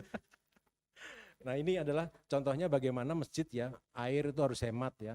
Hemat air, karena air itu sangat membutuhkan energi. Ini dari Pak JK waktu itu meresmikan Eko Masjid ya, Masjid Ramah Lingkungan. Tagline-nya itu dari masjid makmuran bumi gitu. Jadi kita tidak hanya memakmurkan masjid, tapi bagaimana masjid memberikan kemakmuran pada bumi gitu, pada seluruh makhluk hidup gitu ya. Dan sudah banyak Ustadz masjid-masjid yang mengadopsi Eko Masjid. Nah, ini limbah dari itu jadi biogas ya. Biogas, jadi limbah kita kalau dikumpulin ada 10 toilet kumpulin jadi biogas tuh gitu. Kemudian ini adalah solar panel di Papua. Ini adalah bagaimana solar panel itu untuk ini air ya di sini. Dan ini pemanenan air hujan itu jangan dibuang begitu saja, jadi mudarat, kita manfaatkan ya, mengurangi mengurangi energi listrik ya.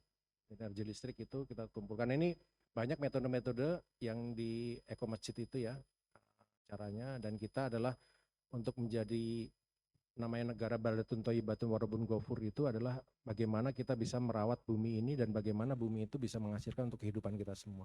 Karena kita tidak bisa makan sesuatu kembali lagi yang tumbuh dari bumi. Jadi bumi harus diyakinkan anak-anak muda sekarang apapun profesinya Anda gitu, nanti Anda harus jadi petani gitu ya.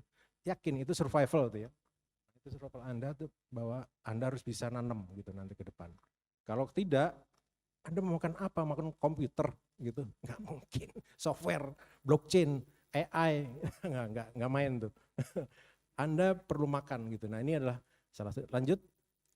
Nah, ini adalah bahwa kita ini punya dua masalah di Indonesia ini terkenal. Pertama adalah pembuang sampah plastik terbesar nomor 2 di dunia, dan kita pembuang sampah makanan nomor 2 terbesar di dunia juga. Konsisten sih, bagus gitu ya. Konsisten di nomor 2 ya Ustadz nomor ya. 2 selalu gitu ya. Nah, nanti jangan nomor 1 lagi. Nah, ini yang lanjut. Nah, sampah plastik tadi disampaikan ya, bahwa sampah plastik itu dari desain awal ya, yang desainer yang awal itu desain produk itu jangan pakai plastik gitu ya. Desain, kemudian kedua adalah mengenai produksinya gitu ya, kemudian packaging, kemudian transportasi, pemakaian, perbaikan. Kadang-kadang kalau sedotan itu kita pakai cuma semenit dibuang tuh jadi ini gitu ya, jadi sampah gitu. Tadi sampah permen gitu ya.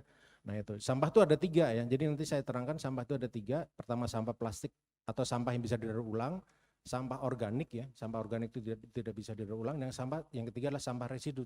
Contohnya bungkus plastik tadi nggak bisa diolah sama plastik P, nggak bisa itu. Bungkus-bungkus gitu yang kecil-kecil nggak bisa itu. Itu ada metode lagi, satu namanya bisa jadi RDF. RDF itu refuse di refuel, itu bisa jadi bahan bakar sebetulnya. Karena sesungguhnya sesuatu yang bisa dibakar adalah menjadi bahan bakar. Lanjut.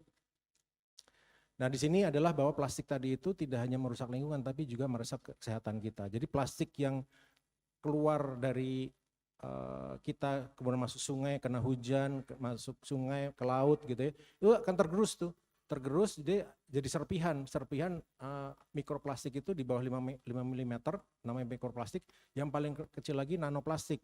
Nah terutama mbak-mbak nih, mbak-mbak kan suka gosok gigi juga. Gosok gigi nggak pada mbak-mbak nih? Gosok gigi kan ya? Gosok. Pas pakai ini nggak? Pembersih muka nggak? Nah ada keras-kerasnya itu. Itu apa tuh?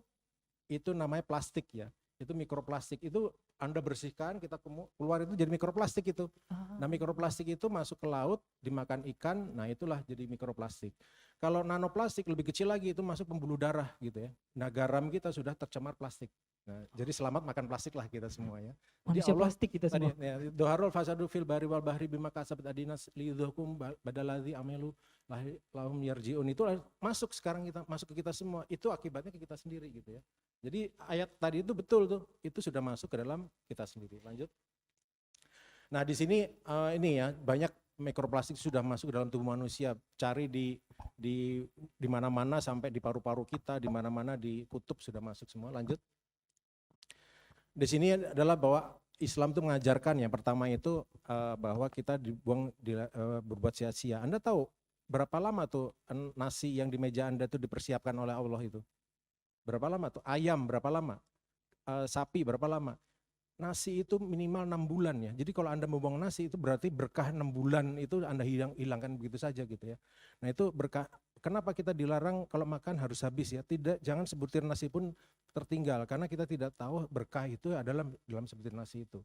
Jadi kalau sebelah kiri tadi itu bahwa kita pembuang sampah terbesar di dunia, nomor 2 terbesar itu setelah Arab Saudi. Padahal Islam nggak mengajarkan itu. Islam sangat melarang membuang makanan itu ya. Jadi Anda harus ingat, membuang makanan nasi berarti Anda membuang 6 bulan berkah. Yang kedua bahwa kita juga makan harus sepertiga untuk udara, sepertiga air, sepertiga untuk makanan gitu. Jangan sampai gemuk gitu ya, bukan gemuk, maksudnya kenyangan gitu ya. Lanjut.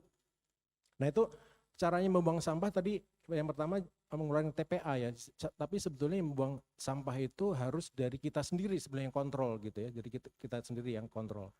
Jadi yang kedua adalah lokavor. Nah lokavor ini gayanya ini kita suka makan luar negeri melulu, makan apa? Sandwich, hamburger gitu ya. Itu rotinya dari mana tuh rotinya tuh? Roti itu terigu ya, terigu apa? Gandum. Ada nggak gandum ditanam di Indonesia? Tidak ada sebutir gandum pun, dan Indonesia pengimpor gandum terbesar di dunia gitu. Makanya sekarang ini lokavor ya. Lokavor itu makanan lokal gitu ya. Herbivora kan pemakan tumbuhan. Karnivora pemakan daging. Lokavora pemakan lokal. Nah, itu hadisnya adalah kalau kita makan, kita baca basmalah, makan dengan tangan kanan, dan makanlah dari terdekat. Makan terdekat itu apa? Jangan dari jauh-jauh gitu. Bahan-bahan makan bukan dari meja saja, tapi bahan-bahan makan harus dari sekitar kita gitu ya. Jangan sok apel ini New York atau apa namanya kiwi gitu ya. Jangan sok bule-bulean lah.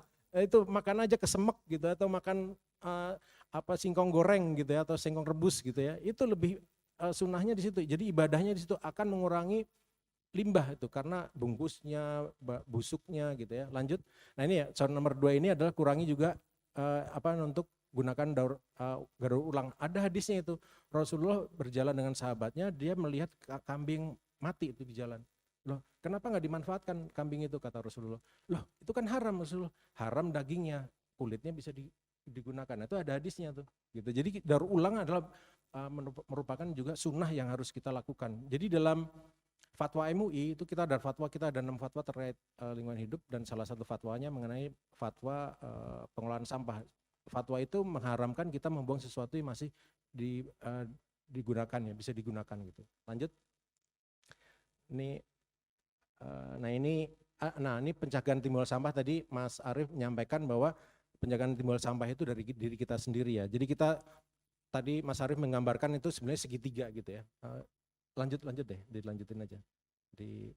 Nah itu segitiga sebelah kiri itu. Nah kita harus balik, segitiganya sebelah kanan. Jadi sebelah kanan itu adalah segitiga paling atas itu harus kita mengurangi sampah. Nah itu perubahan perilaku yang dibuang ke TPA menjadi sedikit gitu ya.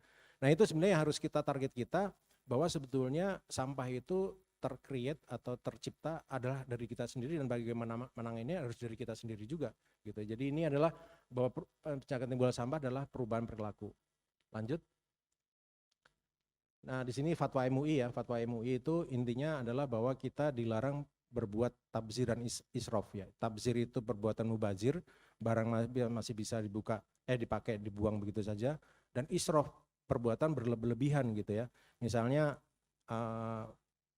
ibu-ibu ya atau bapak-bapak juga ya. Sekarang ini kan punya HP berapa? Satu aja cukup. Sekarang punya HP 2 gitu atau 3. Atau sekarang sepatu, dulu waktu saya kecil sepatu itu saya beli sepatu, kalau sepatu saya udah jebol. Sekarang sepatu tuh bisa 10 kali di rumah. Berapa punya sepatu? Ada berapa?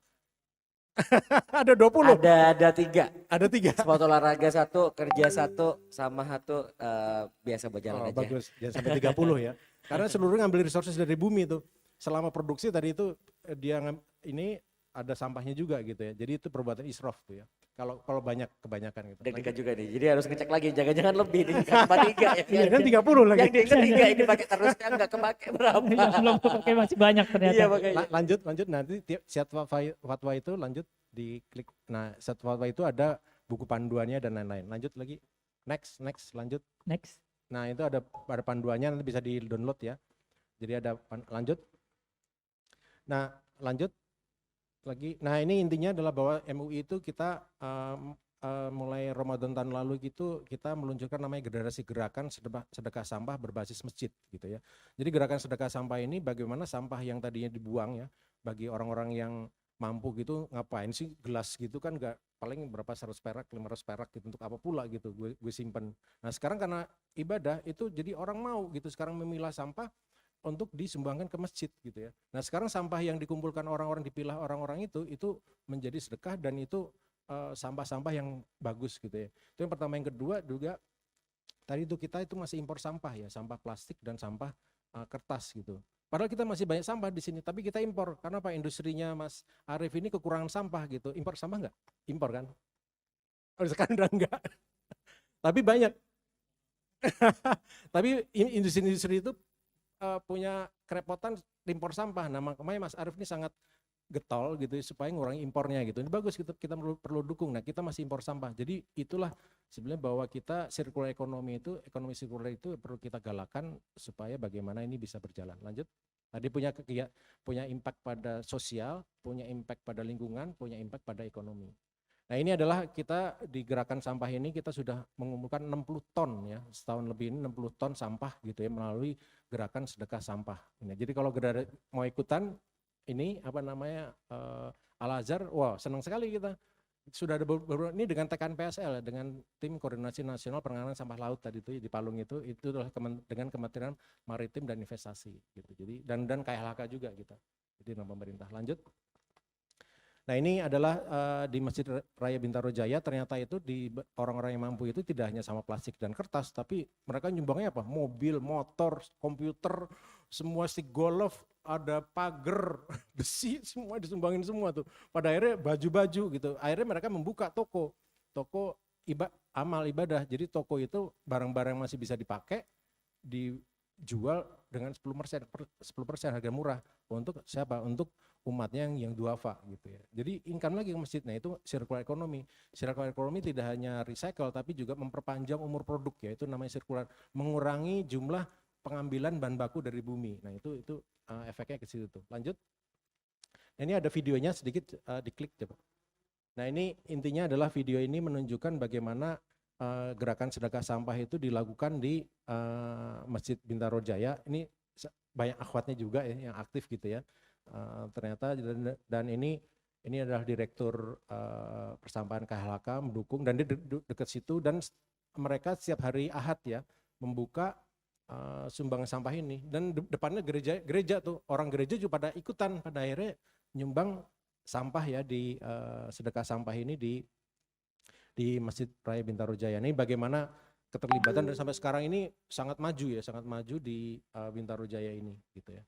Mungkin lanjut aja nih di sini, lanjut aja waktunya. Nah ini kemudian di Baitul Makmur di Bekasi gitu ya, lanjut. Nah mereka ini lanjut aja, mereka ini punya set komplit pengolahan sampahnya. Jadi sampah organik juga ada gitu ya. Nah di sini ada namanya Pajero. Pajero itu pasukan jemput rongsok karena yang nyumbang itu ada kulkas bekas, ada pagar bekas, ada sepeda, kan nggak mungkin kalau dibawa ke masjid. Nah ini pasukan ini, ada mobil kecil ini nih, nanti ngambil nih, namanya Pajero tuh, Pajero pasukan jemput rongsok. Nah ini dia ngambil dari rumah ke rumah gitu ya, untuk untuk disumbangkan ke masjid. Nah ini sedekah rongsok nih ya. Nah ini apa aja yang punya rongsok di rumah, daripada numpuk di rumah nggak ada gunanya, panggil aja ini Pajero ini. Jadi bisa aja anak-anak muda sini bikin Pajero ya. Oh kebaroyan mestinya banyak ya. Lanjut aja nih Pajero. Nah ini next. Nah ini di mana di Jakarta Utara ini bangun masjid ya pakai sedekah sampah. Jadi karena mereka orang yang terbatas, jadi sedekah sampah. Ada juga ini untuk zakat ya, zakat fitrah gitu ya. Mereka ngumpulin sampah itu dijadiin uangnya untuk zakat gitu ya. Jadi sekarang orang miskin pun dia punya harga diri juga. Sekarang dia bisa bersedekah gitu ya melalui sampah plastik itu. Lanjut. Nah ini lanjut. Ini di Jogja. Ini lanjut lagi. Nah ini bagaimana di sana? Ini juga banyak orang miskin di sana itu dia sedekahnya sedekah sampah gitu ya. Sekarang mereka bangga, puas bisa ikut sedekah gitu ya. Lanjut. Dari sini kalau di sini di Azikro yang aktif itu justru malah warganya. Jadi di warga itu disediakan kotak sampah ini, warga itu bisa menyumbangkan sampahnya. Lanjut. Nah di sini ini udah sains ya. Di sini bahwa ada satu studi di Depok itu oleh UI gitu ya. Ternyata setelah masyarakat itu dirubah perumahan itu dari bank sampah menjadi sedekah sampah, ternyata malah partisipasi meningkat tajam gitu ya. Tadinya meningkat tajam sehingga setiap hari Senin mereka ada koleksi ya, koleksi sedekah, ada sedekah sampah, plastik, ada yang lainnya begitu, itu ada harinya masing-masing. Nah itu disedekahkan melalui komplek ini. Jadi ini ternyata gerakan sedekah sampah itu menarik bagi orang menengah ke atas ternyata. Yang tadinya dianggap sia-sia dan tidak berdosa, sekarang harus dia kumpulin supaya nggak berdosa dan malah jadi pahala gitu. Jadi orang-orang sekarang banyak nih, termasuk saya sendiri ya, jangan sampai itu karena dosa ya. Gitu. Lanjut. 3 menit lagi nih. Nah ini adalah bagaimana pengelolaan sampah organik ya, tidak sama plastik juga. Organik itu kita sebelum makan kita takar, makan, simpan dan bagi ya. Jadi kalau habis jangan dibuang, tapi bagilah pada orang lain atau kita bagi kepada binatang gitu ya. Ini juga sebelah kanan ini bibit-bibit ya, biji-biji itu yang ada dalam sampah itu kita kumpulin, kita bibit ya. Kan kalau pada suka makan durian ya, suka durian nggak? Suka Ustaz. Durian kan banyak bijinya, jangan dibuang itu, buang ke polybag atau ke pot, itu tumbuh jadi tanaman tuh karena nantinya akan krisis pangan kan ya. Nah ini kita contohin nih, bibit itu kita tanam sepanjang bantaran kali, sepanjang sungai kan, tanah kita cuma kecil kan ya. Nah tapi tanah-tanah negara itu banyak. Lanjut. Nah ini contohnya biorecycler ya, mungkin diputar aja. Nah ini biorecycler itu bagaimana sampah itu dikasih ayam nih contohnya jadi di bawahnya dikasih sampah pekarangan, baru atasnya itu sampah makanan ya. Jadi saya ngumpulin makanan itu tidak dibuang, sampah dapur tidak dibuang, taruh di tempat ini, kasih ayam gitu ya. Nah ayam ini jadi nggak perlu beli pakan lagi nih. Jadi ayamnya gede sendiri ya, dan ini kita berkah gitu ya, tidak dibuang nasinya nih di Azikro. Lanjut. Nah itu biorecycler ya. Nah ini kemudian tanam biji sampah. Nah ini tanam sampah biji buah. Lanjut. Nah ini juga di tempat saya ya. Diklik. Oh ya, nggak apa-apa. Ini itu tadi ya. Terus kemudian energi ya, bahwa sampah itu tadi itu sampah residu itu sebenarnya sumber energi. Nah kita sebagai masyarakat kita itu ada masih miskin energi ya. Jadi kita punya 17.000 pulau dan kita banyak masyarakat kita yang miskin. Tidak miskin uang saja, tapi kalau miskin energi itu Anda akan habis energi Anda untuk cari air, cari bahan bakar, habis, nggak bisa ini lagi, nggak bisa jadi makmur. Jadi pertama kali yang ini harus adalah energi dulu ya sebetulnya, sebelum yang lainnya. Lanjut. Nah ini lanjut. Nah ini contohnya kenapa energi menurut Quran itu adalah dari kayu ya. Jadi di surat Yasin itu ya. Jadi alladzi ja'alakum minas sajari adori naro. Alladzi antum minhu yuqidun. Jadi sebetulnya adalah sumber daripada energi itu adalah dari kayu ya. Kalau kita lihat itu batu bara, minyak itu sesungguhnya kan dari organik ya. Batu bara itu sebenarnya dari kayu yang mati. Karena panas dia jadi batu bara. Sama juga minyak bumi sebenarnya dari organik. Jadi sesungguhnya sumber energi itu yang asli adalah dari kayu itu. Dan kayu itu adalah sumber kehidupan untuk orang miskin ya, ada hadisnya itu situ ya. Nah ini adalah juga nanti persiapan akhir zaman nanti, nggak ada lagi listrik nih nanti ya. Karena nanti kalau meteor jatuh ada elektromagnetik semuanya mati semua nih. Anda akan hidup lagi dengan kayu gitu ya. Nah ini lanjut, saya cepat aja. Ini adalah gasifier ya, bagaimana kayu itu bisa dirubah menjadi gas ya. Plastik juga bisa dirubah menjadi gas. Ini lanjut, ini di tempat saya lanjut. Waktu terbatas ya, nanti bisa lanjut. Nah ini adalah zaman dulu itu bahwa di Allah berfirman itu di surat apa nih? Saya lupa nih di surat. Nah ini intinya adalah bahwa kayu itu untuk transport gitu ya. Saya lupa suratnya, tapi 71 sampai 73 itu ya. Bahwa untuk transport ternyata memang betul. Waktu zaman perang dulu, waktu bensin itu digunakan untuk pesawat udara semua, orang-orang itu menggunakan kayu ya sebagai bahan bakar untuk mobil, dan kereta api itu juga dari kayu semua gitu ya. Jadi sebetulnya di surat ini menyatakan bahwa Allah itu bahwa kayu itu adalah untuk musafir, untuk orang berpergian gitu ya. Nah nanti akan kembali lagi ke sana gitu ya. Lanjut. Ini mohon maaf agak cepat. Nah ini adalah bagaimana plastik ya, plastik bisa jadi bahan bakar, sering dengar kali ya. Lanjut. Nah ini adalah kemarin tuh di Idul Adha itu kita juga kampanye ya, tanpa plastik, lanjut aja cepat ya. Nah ini kampanye di pondok pesantren saya. Kemudian ini juga masuk TV juga di Metro TV, lanjut. Nah sini kita nggak pakai plastik tapi pakai ini ya, pakai bongsang gitu ya. Lanjut. Nah di sini juga kampanye Green Iftar ya, kita buka puasa tanpa plastik gitu ya, lanjut. Nah intinya adalah bahwa seluruh kegiatan kita itu merupakan maqasid syariah, tujuan syariah ya. Ada 5, hifzuddin, melindungi agama kita sebagai khalifatullah fil ard, kita diberi kewajiban untuk bisa melindungi agama. Lanjut aja Mbak, diklik aja. Kemudian al-hifzul nasl, bahwa kita harus bisa meninggalkan keturunan yang kuat gitu ya. Kalau bumi ini kita rusak sekarang, keturunan kita akan lemah. Hifzul mal, itu sesungguhnya bumi adalah tadi itu kapital, natural capital ya, modal kita untuk ke depan gitu, jangan dirusak. Kemudian hifzul akal, bahwa sesungguhnya ilmu itu yang kita pelajari itu adalah kita sebenarnya mengungkap rahasia Allah aja sebetulnya gitu, sains maupun itu ya. Jadi kalau bumi ini rusak nggak ada lagi ilmu gitu ya. Nah yang terakhir itu hifzul nafs, jadi itu jiwa ya, bahwa sesungguhnya kalau kita menyelamatkan satu orang itu sama juga kita menyelamatkan seluruh orang di bumi ini gitu ya. Mungkin itu dari saya, sangat cepat karena salah waktu, saya pikir 45 atau menit. Terima kasih. Wassalamualaikum warahmatullahi wabarakatuh. Waalaikumsalam warahmatullahi wabarakatuh. Enggak apa-apa Pak Hayu, meskipun buru-buru, tapi ini sepertinya memang mau 45 menit atau 1 jam, kita nggak akan selesai membahas ini gitu. Masih akan berkelanjutan. Semoga nanti kita akan lebih jauh lagi bisa membahas terkait dengan sampai di pertemuan berikutnya. Tapi sekarang mungkin kita mau ngasih kesempatan buat teman-teman yang ingin bertanya ya. Yang sudah siap untuk bertanya, boleh silakan pertanyaannya. Oke, sudah ada angkat tangan. Udah ada angkat tangan nih. Mantap. Mungkin yang silakan dulu, boleh tadi siapa duluan? Oke. Monggo silakan.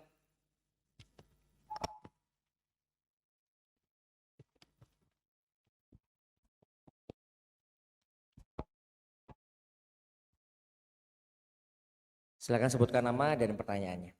Ya, Assalamualaikum warahmatullahi wabarakatuh. Waalaikumsalam. Saya Juan, ingin bertanya, begini, saya biasanya ke suatu restoran terus nggak ada sedotan plastik katanya. Nah itu kenapa nggak ada, karena kita ramah lingkungan. Tapi kan ada plastik pay atau apa gitu ya untuk mendaur ulangnya. Nah, kenapa nggak sebaiknya ya tetap digunakan, tapi dibuang, dikumpulkan di satu tempat terus didaur ulang gitu. Kenapa itu tuh malah ditiadakan gitu? Karena biasanya kalau pakai sedotan kertas tuh kurang enak gitu minumnya gitu. Ya, terima kasih. Terima kasih banyak Juang. Kalau misalnya pakai kertas mudah hancur ya jadinya ya. Minumnya nggak lega. Kalau plastik biasa gigit-gigit dikit-dikit gitu ya sambil mainan gitu. Baik, kita lanjutkan dulu pertanyaannya. Ditampung dulu atau mau dijawab langsung? Dijawab dulu atau langsung Ditampung dulu aja, baik. Silakan pertanyaan kedua. Oh, yang di awal dulu boleh. Mohon maaf.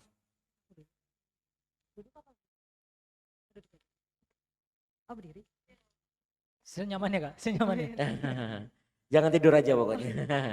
Silakan Assalamualaikum pertanyaannya. warahmatullahi wabarakatuh. Waalaikumsalam warahmatullahi wabarakatuh. Perkenalkan nama saya Advis, mau nanya Pak, kan tadi Bapak sebutin kalau misalnya tuh jangan buang-buang nasi kan kayak gitu. Nah terus kan tapi sebenarnya tuh nasi yang basi itu kan bisa loh dikasih ke ayam. Nah itu sebenarnya tuh kita membuang nasi atau enggak? Terus yang kedua, yang masalah yang tadi sabun cuci muka. Nah itu kalau misalnya kita bisa nggak sih kayak perusahaan itu kan katanya kalau misalkan kita cuci muka tuh si foam itu adalah plastik ya tadi Bapak bilang ya, apa gimana? Nah itu gimana? Iya kan plastik kan ya tadi Bapak bilang ya. Nah itu apakah ada saran gitu dari MUI atau dari pihak-pihak terkait agar perusahaan yang memproduksi seperti sabun cuci muka dan segala macam juga ikut berpartisipasi mengurangi plastik itu gitu Pak. Terima kasih banyak. Wassalamualaikum warahmatullahi wabarakatuh. Waalaikumsalam warahmatullahi wabarakatuh. Kak Pandu kita jawab dua dulu ya yang Jawab masuk. dua dulu. Karena Boleh. dan teman-teman yang lain juga yang hadir dan nonton di YouTube di rumah bisa siapkan pertanyaan terbaiknya Siap. untuk sesi berikutnya karena penanya terbaik ini akan dapat hadiah. Ada Kak hadiahnya. Pandu yang Oke. disponsori oleh Mukena Siti Khadijah. Oke. Jadi siapkan pertanyaan terbaiknya setelah sesi tanya jawab ini silakan ditanyakan. Siap. Tafadhol Ustaz dan untuk dijawab. Oh, ya terima kasih. Tadi sedotan plastik ya. Sedotan plastik itu kira-kira berapa harganya ya? Tahu harganya nggak? 100 perak? Kurang, Les. 50 perak? Satu Nah, pack, satu 50 pack. perak kan ya? Nah sekarang kalau recycle itu harganya berapa ya? Ngumpulin sedotan, di recycle, kira-kira lebih dari 50 perak nggak kira-kira? Hah? Sekarang ekonomi aja nggak akan lebih mahal gitu. Anda itu namanya mungkin tabzir juga, israf juga gitu ya. Udah gitu bikin mudorot lagi. Kalau nggak bisa dikumpulin. Jadi itu sebetulnya secara ekonomi itu nggak masuk akal gitu ya. Kita membuang sesuatu yang dipakainya semenit gitu ya, tapi prosesnya itu menggunakan energi yang banyak dan lama gitu ya. Nah, jadi tinggal merubah aja Anda, nggak usah pakai sedotan, seruput aja langsung dari ininya gelasnya gitu. Kenapa sih pakai sedotan gitu? Dan ini hanya cuma masalah ini kok, masalah perilaku aja ya. Bagaimana tadi juga misalnya haji apa namanya untuk kurban ya, kurban nggak pakai plastik gitu. Itu bukan masalah mahal murah atau, tapi memang itu ajarannya seperti itu gitu. Karena si plastik itu bikin mudarat. Tahu harga plastik berapa tas plastik? Itu kan sekitar 1.500 ya, 1.500-an. Enggak kurang ding, 150 perak. 150 perak. Nah itu kalau kita pakai bongsang harganya berapa? 900. Nah kita pakai 900 karena apa? Karena itu memang sunahnya seperti itu. Anda naik umroh atau haji gitu ya, itu mahal atau enggak? Mahal kan, ngapain capek-capek sana, udah mahal, udah diempek-empek orang lagi. Tapi itu kan namanya ibadah gitu ya. Jadi ibadah itu tidak bisa dihargai hanya dengan masalah-masalah seperti itu. Tidak bisa dimudah-mudahkan seperti itu. Nah itulah baik dari segi sisi ibadah maupun ekonomi itu nggak masuk akal kalau kita hanya merepotkan orang atau membuat mudarat orang lah gitu ya. Jadi kalau ibaratnya itu kalau sedotan itu sebuah mudarat yang harus kita hilangkan dari bumi ini gitu menurut orang gitu ya. Dan memang secara sains itu merusak ya itu harus kita hilangkan gitu ya. Nah, itu adalah masalah ibadah. Disitulah letak dorongannya ya, baik dari segi ibadah maupun dari segi ekonomi itu sangat tidak masuk akal kalau kita menggunakan plastik itu hanya untuk kenikmatan sebentar saja. Kemudian yang kedua tadi itu untuk nasi ya. Nasi itu misalnya nasi basi itu, nasi itu memang kita membuang makanan itu untuk makanan setan. Kalau kita kan ada di hadisnya itu, kalau kita membuang makan itu sebenarnya kita untuk membuang makanan setan. Nasi yang sudah jatuh pun gitu ya, sebelum ada ini kan belum 5 menit. Belum 5 menit ya. Nah, itu harus diambil lagi. Apakah pada saat 3 menit masih bisa gitu?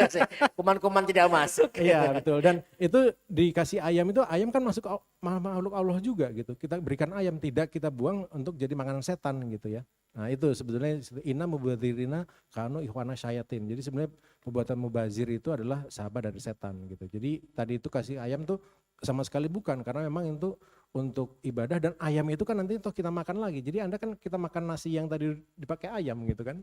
Gitu sebetulnya. Itu yang kedua. Kemudian tadi itu untuk scrubber ya, sebenarnya yang tadi scrubber pasang gigi itu memang kalau kita pakai yang anorganik itu atau yang organik itu mahal gitu. Jadi yang namanya organik itu barang-barang bagus itu mahal gitu. Jadi memang sekarang masih banyak pakai plastik itu karena murah gitu ya. Mereka bisa bersaing. Intinya seperti itu aja sih. Mungkin nanti perlu ada penelitian-penelitian dan kita orang mau yang pakai organik yang lebih mahal itu mungkin bisa jadi penggantinya begitu. Oke, saya pengen mengkonfirmasi sedikit nih, Wahyu, terkait dengan tadi cuci muka, sabun cuci muka, yang menjadi mikroplastiknya itu adalah si scrubnya, butiran halusnya, atau sabunnya? Enggak, scrubnya, scrubber ya, bukan sabun, tapi scrub untuk muka. Oke, apa bersihin muka itu loh. Oke, mungkin teman-teman tadi agak bingung juga ya, sabun mukanya, kalau mungkinnya masalah busanya nggak masalah, tapi kalau misalnya terkait dengan scrubnya ya, butiran halusnya tadi ya, saya jadi kayak iklannya, butiran halusnya gitu ya, kayak promosi jadi ya. Persoalan deterjennya jadi masalah sendiri itu. Nah, makanya kalau tadi itu gosok gigi kan kita sunahnya pakai ini, siwak kan ya. Siwak itu organik tuh. Jadi pakai gosok gigi siwak aja, jangan pakai pasta gigi yang macam-macam itu. Iya. Oke, baik. Mungkin aku mau ke Mas Rahman sebentar. Tadi sudah disinggung pertanyaan dari Bang Juan kan, plastik itu ada banyak ya jenisnya gitu kan. Tadi kalau yang kita lihat itu kan ya kebanyakan dari botol-botol plastik ya. Sedangkan kenyataannya dalam kehidupan ada tadi sedotan dan lain-lain. Nah, kalau di lapangan tuh bagaimana Mas Arief, dan untuk plastik pay sendiri sampai saat ini sudah bisa menjangkau jenis-jenis plastik yang lain atau gitu belum? Ya? Yang mana? Baik, terima kasih. Jadi sedikit menambahin dulu kali ya, tadi disampaikan oleh Pak Ustadz. Jadi benar kalau kalau kita lihat dari sisi value, karena kan gini, sampah plastik itu kan jenisnya macam-macam. Kalau di tabelnya itu ada 7 tuh, ada jenis PET, PP, HDPE, LDPE dan lain-lain lah. Ibaratnya kalau kebanyakan jenis itu ya, misalkan PET itu botol-botol plastik air mineral tuh yang setiap hari kita minum, itu PET. PP itu gelas-gelas ya gelas kopi lah, mungkin gelas-gelas yang sekarang banyak kopi-kopi kekinian apalah itu kan ramai itu gelas kopi, atau kayak gelas-gelas HDPE yang kayak botol-botol shampoo, ada botol skincare seperti itu. Nah, termasuk contoh-contohnya tadi ada sedotan. Sedotan itu sejenis dengan kayak kantong-kantong kresek kayak gitu. Itu kan dari sisi value akan sangat kecil. Dan sampai sekarang jujur dari kita lihat belum ada nih solusi bagaimana cara mengolahnya. Karena yang kita tahu endingnya antara masuk pirolisis yang tadi disampaikan oleh Pak Ustadz, yang sebetulnya juga energinya juga besar yang terpakai. Makanya akan lebih baik kalau yang tadi Pak Ustadz sarankan kita seruput aja langsung dari gelasnya kayak gitu. Karena tadi kita melihat ke value. Kita ngomongin tentang bagaimana sampah, kan pengolahan itu ada 2 jenis sebenarnya. Ada penanganan, ada pencegahan. Pencegahan itu apa? Kita suruh bawa tumbler, kita jangan pakai sedotan, itu kan sebenarnya satu pencegahan yang sebenarnya udah baik juga. Cuman kan kita nggak serta-merta, kadang-kadang orang bepergian jauh nggak bisa bawa tumbler kemana-mana gede, akhirnya bawa botol minum, ya udah nggak masalah kita bawa botol minum, tapi harus tanggung jawab taruh di mana kayak gitu. Makanya semisal memang sekiranya kok nggak kira-kira kok minum harus pakai sedotan sama nggak pakai sedotan, lebih baik nggak pakai, lebih bagus nggak pakai. Karena kan tadi dari sisi madorotnya akan lebih banyak, dari sisi keburukannya gara-gara cuma sedotan nikmatnya semenit, endingnya masalahnya ke belakang kan luar biasa kayak gitu. Kemudian kalau ngomongin jenis plastik tadi menjawab pertanyaan Mas Justino, jadi dari 7 jenis itu plastik P kita start dari 3, ada PET, PP dan HDPE. Itu sesuatu yang kita sudah punya fasilitasnya di belakang. Yang kita sampaikan, kami bertanggung jawab dengan apa yang kami ambil dan kita pastikan harus didaur ulang di sana. Jadi dan prosesnya pun kita harus bertanggung jawab. Di Indonesia sebenarnya banyak banget industri daur ulang yang mungkin mohon maaf nggak semuanya punya sertifikat yang baik gitu. Kadang-kadang mereka kayak wah aku pengen daur ulang, pengen menyelamatkan bumi, tapi dia pakai chemical apa-apa yang akhirnya merusak lagi. Kita nggak pengen seperti itu. Makanya kita pelan-pelan, kita terus riset gimana caranya kita bisa menerima semua jenis, tapi yang start itu kita pastikan semuanya aman sampai jadi akhir, kayak gitu. Semoga menjawab ya Mas. Oke, semoga bantu sekali ya gitu ya. Kalau yang jenis tempat makan kita yang biasanya itu masuknya kriteria apa ya Mas ya? Yang kita bisa pakai berulang. Plastik itu, yang Tupperware, malah jadi merek nih. Iya, jenis itu. Itu masuknya plastik apa? Itu kalau nggak salah LDPE ya Pak, saya nggak lupa sih tepatnya. Betul. Oke. Boleh menggunakan mikrofon bentar. Nah, itu nggak bisa didaur ulang tuh. Iya. Itu bukan plastik, kan gampang pecah tuh ya. Iya, betul. kayak akrilik gitu kan. Iya betul. Nggak bisa itu, nggak bisa terulang. Tadi saya mau menanyakan itu juga karena kan mungkin di rumah kita sudah terbiasa menggunakan plastik yang bisa berkali-kali digunakan gitu. Tapi ada kemungkinan juga plastik tersebut rusak, entah itu karena api, karena pecah dan lain sebagainya. Apakah bisa didaur ulang? Tapi jawabannya nggak bisa ya berarti. Ya nggak bisa, itu nggak bisa Bahaya. daur ulang. Jadi Oke. intinya yang kita kampanyekan adalah plastik sekali pakai ya. Kecuali kalau sedotan itu Pak, tadi sedotan itu dicuci lagi, pakai lagi sampai 1000 kali gitu, nggak apa-apa. Pakai Wow. sedotan itu. Gitu. Apakah Yang sedotannya? kampanye kita adalah jangan menggunakan plastik sekali pakai. Iya. Ya, itu ya intinya seperti itu. Tapi kan untuk plastik sedotan nggak bisa juga ya Nggak bisa juga. berulang kali juga ya. Enggak, Ustaz, tapi ya? saya juga kalau kadang-kadang kalau beli kopi itu kan ada sedotannya tuh saya cuci ulang. Saya ini untuk makan, untuk minum kelapa muda Oh gitu. gitu. Ya. Baik, terima kasih banyak jawabannya. Kita akan lanjutkan. Ada yang mau bertanya lagi? Oke, silakan. Baik. Teman-teman yang ada di YouTube juga bisa bertanya juga ya berarti ya. Silakan disebutkan nama dan pertanyaannya. Assalamualaikum warahmatullahi wabarakatuh. Waalaikumsalam warahmatullahi wabarakatuh. Saya mau bertanya ke Plastic Pay. Jadi saya pernah mikir dari plastik itu kan awalnya dari hulu ya, dari konsumen ke tempat sampah. Jadi gimana caranya kita bisa sortir dan apa yang harus disortir? Apakah botol aja, apa bisa kardus juga, dan benefitnya gitu. Benefitnya di sini saya lihat kan reward. Apa nggak lebih menarik itu kalau yang lain gitu? Seperti itu sih, menurut saya. Baik. Terima kasih banyak pertanyaannya. Monggo, Mas Arif. Dari YouTube, apakah ada pertanyaan teman-teman operator? Dari YouTube belum ada pertanyaan, mungkin dijawab dulu ya yang sudah masuk. Oke, baik. Pertama betul, jadi kalau yang dijadikan Plastic Pay, jadi kan kalau yang kita tadi sampaikan pertama di awal, kita kan bagaimana kita memberikan rewardnya. Kalau jenis pemilahannya sebenarnya akan lebih baik kalau kita memilahnya bisa sesuai dengan jenisnya, botol sendiri, gelas sendiri, karena ketika nanti akan masuk ke industri daur ulang, fasilitasnya beda-beda. Mesin, caranya mesin untuk mereka daur ulang botol tuh beda dengan mesin yang akan mendaur ulang jenis botol shampoo. Jenis gelas-gelas itu kan beda-beda, akan lebih baik seperti itu. Tapi kita berpikir kita harus pelan-pelan, karena kita nggak bisa memaksa masyarakat langsung, kita harus siapin ada 14 jenis kantong ini, orang jadi mau masukin bingung duluan nih mau mana yang dimasukin ya gitu. Jadi kita startingnya biasanya dari tadi pemilahan jenis misalkan plastik sendiri, kalau punya kardus boleh disendirikan, kalau punya organik bisa disendirikan, kalau punya besi bisa disendirikan gitu. Tinggal nanti kita arahkan ke tempat yang tepat. Misalkan di rumahnya sudah ada bank sampah, mereka terima jenis-jenis kayak kardus, ada plastik, ada aluminium atau ada kaca. Itu asal kita udah pilih kan lebih memudahkan bank sampah. Tinggal kita bawa ke sana, mereka akan arahkan itu ke tempat yang tepat. Kayak gitu. Kemudian atau kalau ke plastik pengennya ke plastik B juga sudah bisa dengan fasilitas-fasilitas yang kita sudah ada. Dan kemudian akan pertama mendapatkan rewardnya, iya jelas. Jadi kalau kita ngomongin reward, kan tadi ada macam-macam nih. Kita ada 4 jenis pertama. Yang pertama tadi kayak at least-nya dari sisi yang pertama, rewardnya bisa untuk sedekah.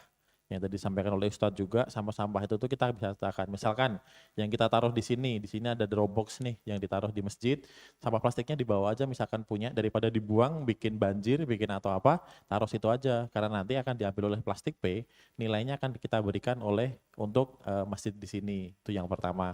Yang kedua, bisa ditukarkan untuk pribadi. Misalkan Mas sudah menukarkan dapat nilainya sampai 50.000, ya sudah bisa dicairkan menjadi uang, mau uang elektronik atau ke bank juga bisa. Kayak gitu. Itu sih 2 poinnya yang utama. Atau yang ketiga, kalau ada masyarakat sekiranya yang masyarakat masih kurang beruntung, nggak punya akses handphone atau apa, bisa kolaborasi dengan beberapa titik-titiknya Plastic Pay yang mereka bisa tukarkan nih sama plastiknya untuk dapetin cash, atau mungkin bisa buat tadi misalkan bawa gula sekilo, bawa sampah plastik sekilo ditukarkan, gulanya ternyata harganya 6.000, tinggal dikasih kekurangannya berapa, kayak gitu. Itu juga bisa dilakukan. Jadi beberapa skema-skema itu yang kita ajarkan untuk mereka bisa mulai care terhadap lingkungan, mereka bisa dapat ekonominya juga. Gitu. Semoga menjawab, Mas.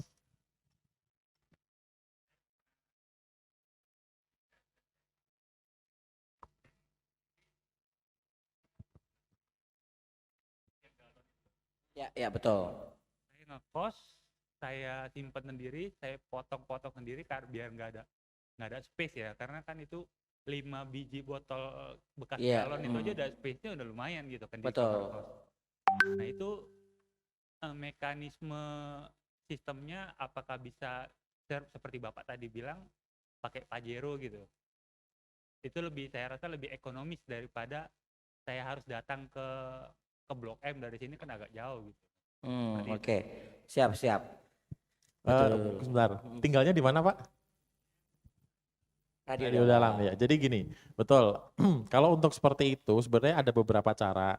Beberapa caranya kan antara kita mau datang sendiri atau ada yang model dijemput seperti yang tadi Pak Ustadz sampaikan. Kalau jemput kan mungkin terbatas ya areanya. Pajero kan di Bekasi ya Pak ya. Gak mungkin jemput sampai radio dalam. Makanya kembali ke kita masing-masing. Atau bisa nanya-nanya nih. Biasanya di area-area RW atau kelurahan itu ada bank sampah.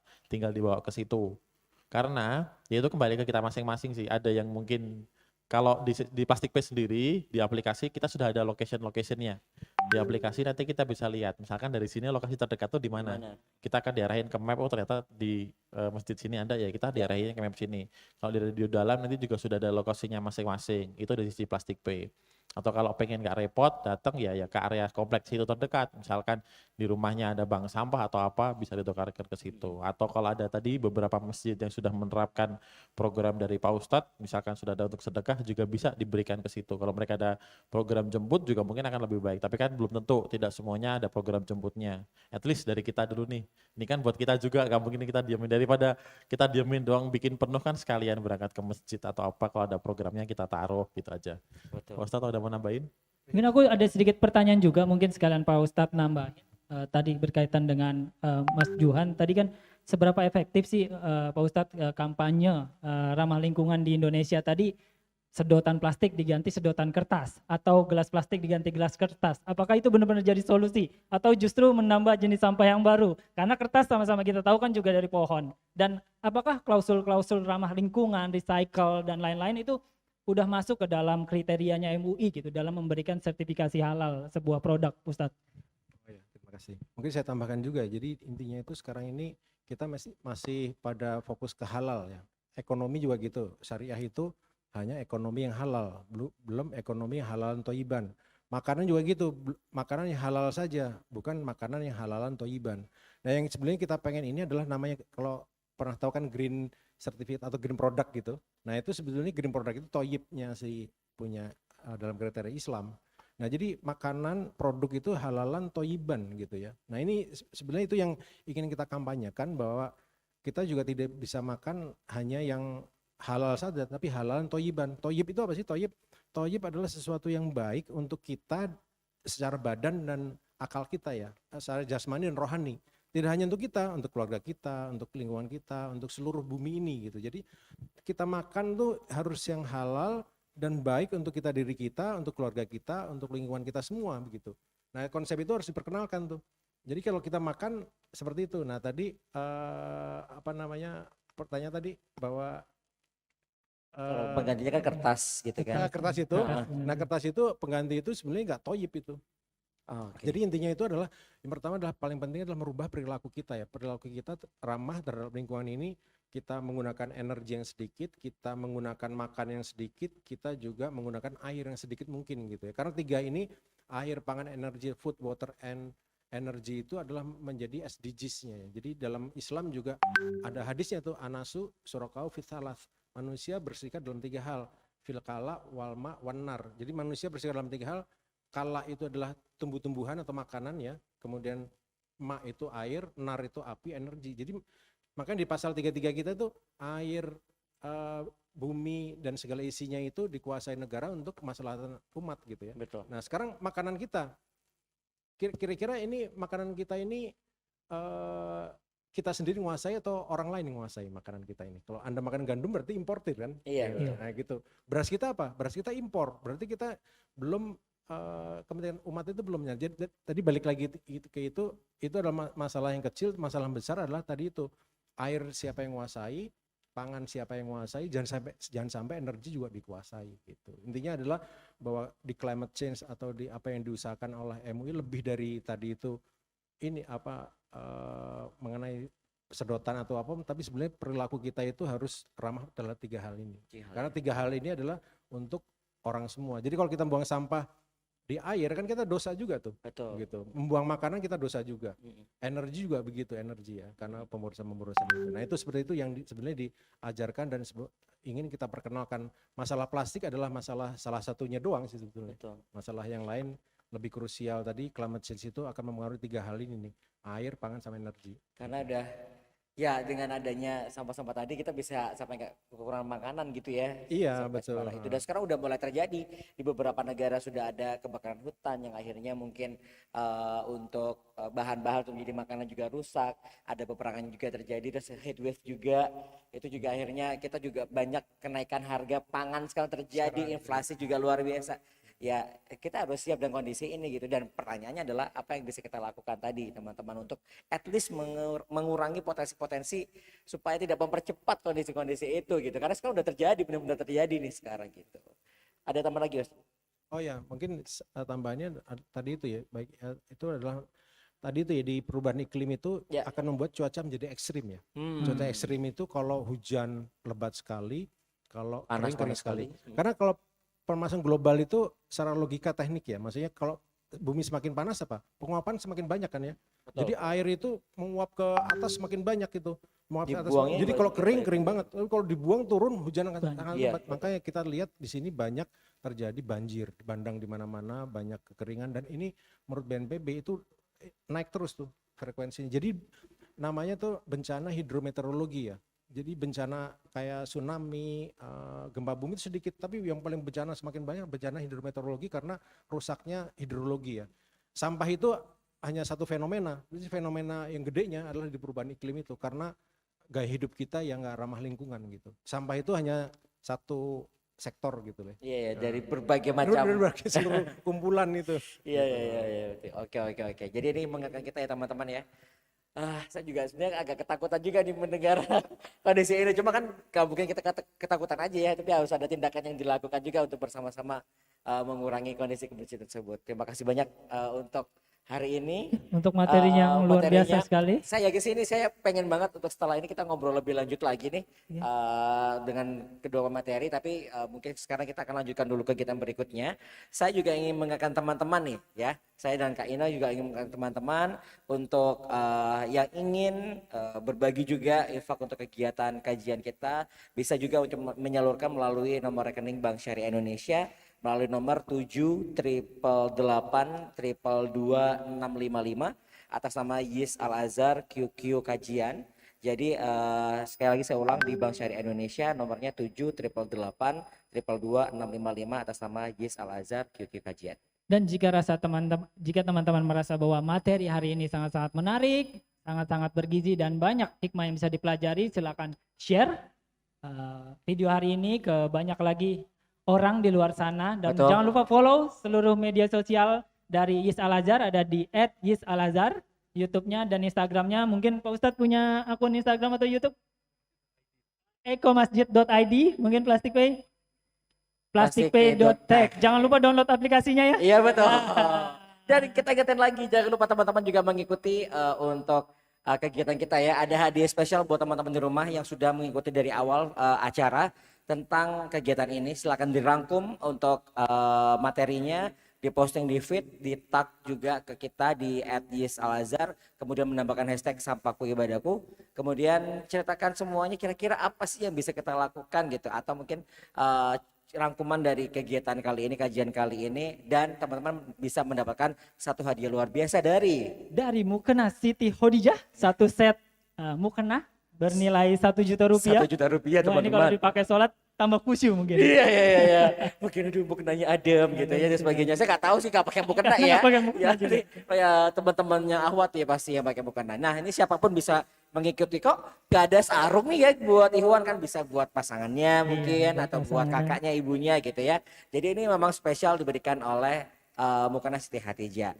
Nah, kita sekarang akan lanjut lagi teman-teman. Sebelumnya terima kasih banyak jazakallahu khairan sudah hadir di sini, Bapak Ustadz dan juga Mas Arif juga sudah hadir memberikan materi buat kita. Semoga apa yang diberikan juga bisa diaplikasikan kepada teman-teman semuanya.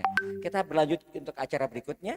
Ya, acara berikutnya itu ada peresmian Dropbox ya, sebagai bagian dari komitmen Yis Al Azhar untuk turut dalam kampanye ramah lingkungan Jadi telah bekerja sama bersama Plastic Pay. Yes. Kita akan menyediakan Dropbox di bawah di mana nanti para jamaah Masjid Agung Al-Azhar mungkin bisa menaruh sampah-sampah botol plastiknya ke Dropbox yang nanti seluruh uang yang terkumpul akan Jadi donasi, didonasikan untuk kegiatan-kegiatan dakwah atau kegiatan-kegiatan sosial dari Yes Al-Azhar. Al-Azhar begitu. Dan mungkin kita panggil saja ya perwakilan dari YIS kepada Mas Anton Riyadi Siregar selaku Kabid Sosial dan Pengabdian Keumatan Atau SPK dari YIS, ya. atau SPK dari YIS Al-Azhar, dan mungkin perwakilan dari Plastic Pay Ya. untuk ada acara penandatanganan MOU. Silakan Mas Arif mungkin langsung ke Silakan. meja. Monggo.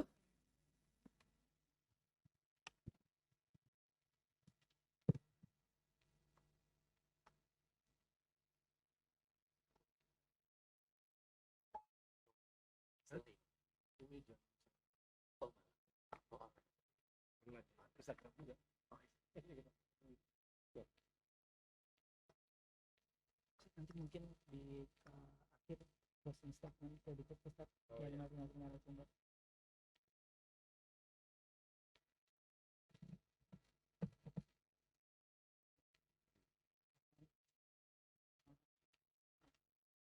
Kemudian hadiah.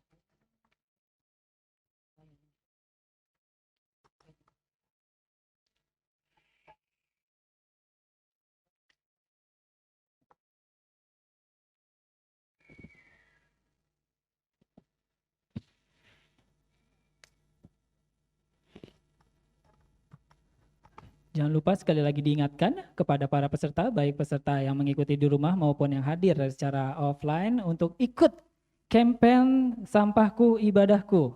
Tadi sekali lagi berhadiah satu set mukena premium dari Mukena Siti Khadijah Siti senilai Khadijah. 1 juta rupiah. Dan jangan lupa tadi follow Instagram Eko Masjid untuk mengetahui lebih lanjut tentang kegiatan-kegiatan dari Eko Masjid, dan juga follow Instagram @plasticpay.teh dan juga download aplikasinya. Dan sekali lagi diingatkan bahwa YIS Al-Azhar nih, Pak Ustadz dan juga para hadirin semua sedang membuka pendaftaran anggota baru. Wah, ini Sampai dia. dengan nanti tanggal 6 masih dibuka pendaftarannya. Jadi untuk jamaah yang hadir di rumah atau yang hadir secara offline yang belum mendaftar, bisa segera mendaftar karena pendaftarannya tanggal 6 akan ditutup. Tanggal 6 ya, sebentar lagi berarti. Dan ikut ambil bagian gitu Betul. dari YIS Al-Azhar. Kita akan melaksanakan berbagai macam kegiatan-kegiatan Islami. Contohnya hari ini. Hari ini, kalau teman-teman ternyata, aduh pengen banget nih gabung di tim kajian gitu ya, Betul. bisa untuk berbagi kepada banyak orang gitu ya, boleh banget nanti gabung dulu di PPAB YIS Al-Azhar, setelah ikut ke kelasnya, kemudian nanti akan ada pembukaan rekrutmen juga bagi pengurus juga. Ya, Jadi teman-teman betul bisa sekali, mencoba itu, Kak daftar Pandu. di sana. Oke, tadi sudah berjalan MOU-nya dan secara resmi untuk hari ini sudah YIS Al-Azhar sudah bekerja sama dengan Plastic Pay yang nantinya tentu saja teman-teman yang ada di rumah ataupun yang nanti akan datang ke kajian YIS Al-Azhar gitu ya untuk beribadah di Masjid Agung YIS Al-Azhar bisa membawa plastik dan sebagainya dengan berbagai macam plastik yang sudah disebutkan tadi oleh Mas Arif ya, yang nanti bisa dikelola oleh Plastic Pay dan juga berdonasi untuk kegiatan yang ada di YIS Al-Azhar. Ya, tapi tentunya tadi ya yang ditegaskan oleh para pemateri, langkah pertama adalah reduce. Yes. Kurangi Kurangi dulu. dulu. Gitu. Kalau misalnya memang aduh males banget nih kayak misalnya masak gitu ya. Ya beli satu sekali aja gak usah berkali-kali sehari gitu ya. Jadi paling enggak sampahnya nggak terlalu banyak. Nah mungkin sebelum kita tutup kita akan mengingatkan bagi teman-teman yang disebutkan namanya. Di sebelah kiri belakang itu ada Kak Justi yang sudah siap. Teman-teman yang pendaftar pertama yang sudah mendaftarkan diri di acara ini bisa mendapatkan hadiah. Jadi saya sebutkan ada nama-namanya Rifa Fauzia, Arnafi, Muhammad Randy Basmalah, Derin, Vida Nur, kemudian Rehan, ada siapa lagi Kak? Ada Kak Rosnila, Fisilmi Hafah, Gaizi Mufid, Fahmi Yuda, Eka Yuliana, Titin Nuryani, Aisyah Fadila, dan Henry. Selamat kepada teman-teman mendapatkan bingkisan dari tim YIS Al-Azhar juga. Silakan diambil di bagian belakang ada Kak Justi yang sudah bersiap. Kak Justi boleh angkat tangan Kak? Nah itu dia Kak Justi yang sudah bersiap untuk teman-teman.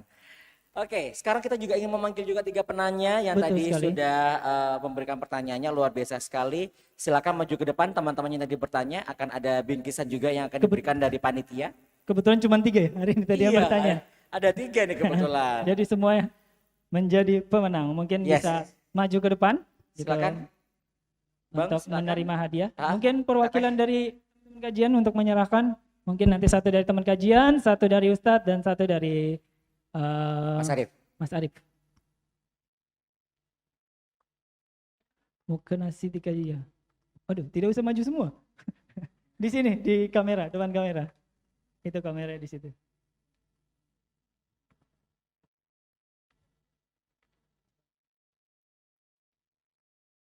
Oke.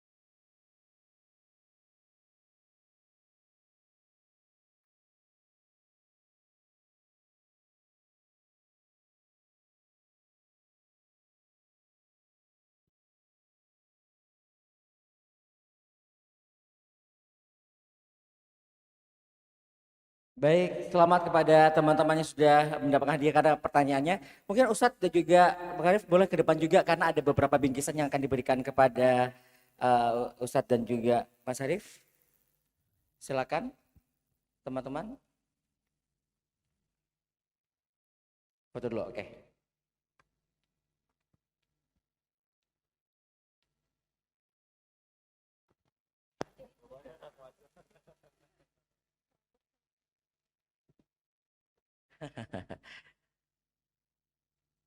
Nah, gantian sekarang. Mangga Mas Arif.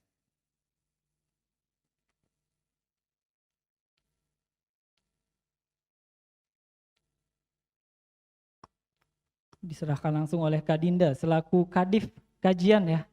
Kak Dinda. Terima kasih banyak. Nah, berarti karena sudah mulai pemberian hadiah, ini juga berarti pertanda di akhir kegiatan kita di hari ini. Sebelum kita tutup, kita mau mendengarkan dulu ya, mungkin ada closing statement dari Ustadz dan juga dari Mas Arif. Monggo mungkin dari Ustadz terlebih dahulu. Terima kasih. Komentar saya pertama nih, masjid ini saya salut anak-anak mudanya gitu, begitu aktif Masya gitu ya. Allah. Ini kayak Masjid Raya Bintaro Jaya juga gitu ya. Waktu ngumpulin sedekah sampah itu Iya. justru yang ahwatnya yang aktif juga tuh. Iya. Termasuk juga di sana itu aktif remajanya, mereka punya toko gitu ya untuk berbasis masjid itu ya.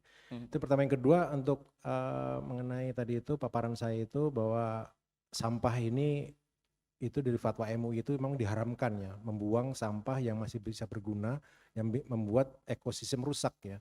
Ekosistem rusak itu tidak hanya berakibat secara individu terhadap manusia, tapi juga seluruh makhluk gitu ya. Jadi itu haram kita membuang sampah yang masih bisa kita gunakan. Itu pertama. Yang kedua, bahwa akhwat ini punya peran yang utama ya di dalam dunia persampahan ya, karena seluruh pertimbangan dari mulai membeli makanan, dari membuangnya, dari membuatnya semua tergantung ibu-ibu ini, akhwat Iya, ini. betul. Justru kalau yang laki-laki kan masalah ngikut aja gitu Iya, ya. betul.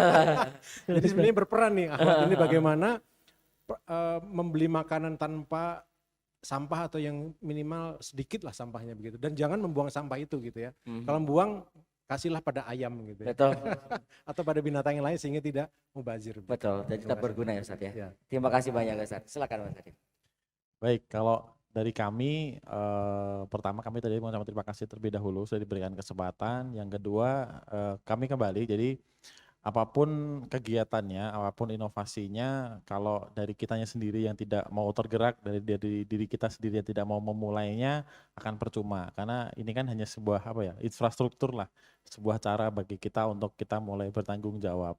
Makanya kalau dari kami berharapnya bisa lebih banyak yang ikut terlibat, bisa lebih banyak yang aktif berkontribusi, dan kami berharap yaitu kita bisa memulainya dari diri kita sendiri, memulainya dari hal kecil dan memulai dari sekarang. Itu dari kami, terima kasih. Dan mungkin ya tenang, doa tadi aku diingetin untuk doa. Jadi sebelum benar-benar ditutup, aku mewakili segenap panitia yang bertugas mengucapkan terima kasih kepada tentunya narasumber yang sudah hadir di siang hari ini, kepada kedua narasumber atas materi yang sangat-sangat insightful dan bergizi sekali, kepada para sponsor, kepada para pewakaf dan donatur di Masjid Agung Al-Azhar. Semoga apa yang disedekahkan dan apa yang diberikan hari ini bisa diambil hikmahnya dan menjadi pahala jariah sepanjang orang-orang yang hadir atau mendengarkan kajian kali ini mendapatkan manfaat dari kajian Dan hari juga ini. mungkin teman-temannya sudah menyempatkan hadir ya. Iya. Hari ini terima kasih banyak sudah menyempatkan di hari minggunya yang biasanya istirahat gitu ya. Dan sekarang ingin mendapatkan sesuatu yang bermanfaat. Insya Allah bermanfaat buat teman-teman semuanya. Dan jangan lupa pulang jangan cuma ditinggal aja materinya tapi dimanfaatkan dari materinya bisa dipraktekkan di rumah masing-masing, di kehidupan teman-teman masing-masing. Dan mohon maaf jika dari penyelenggara ada salah-salah kata maupun perbuatan. Dan seperti biasa, penutup Al-Ayis Al-Azhar untuk segala macam nikmat yang sudah kita terima sampai dengan hari ini, terutama nikmat iman, Islam, ukhuwah, dan semangat menuntut ilmu yang tidak pernah putus. Marilah kita ucapkan hamdalah bersama-sama. Alhamdulillahirrahmanirrahim. Untuk segala kesalahan, kekilapan, baik perkataan maupun perbuatan, dan untuk segala ibadah yang mungkin tergores pelaksanaannya, semoga Allah maafkan dan Allah sempurnakan pahalanya. Marilah kita beristighfar sebanyak-banyaknya. Dan kita tutup kajian pada siang hari ini dengan membaca doa kafaratul majelis. Subhanallah.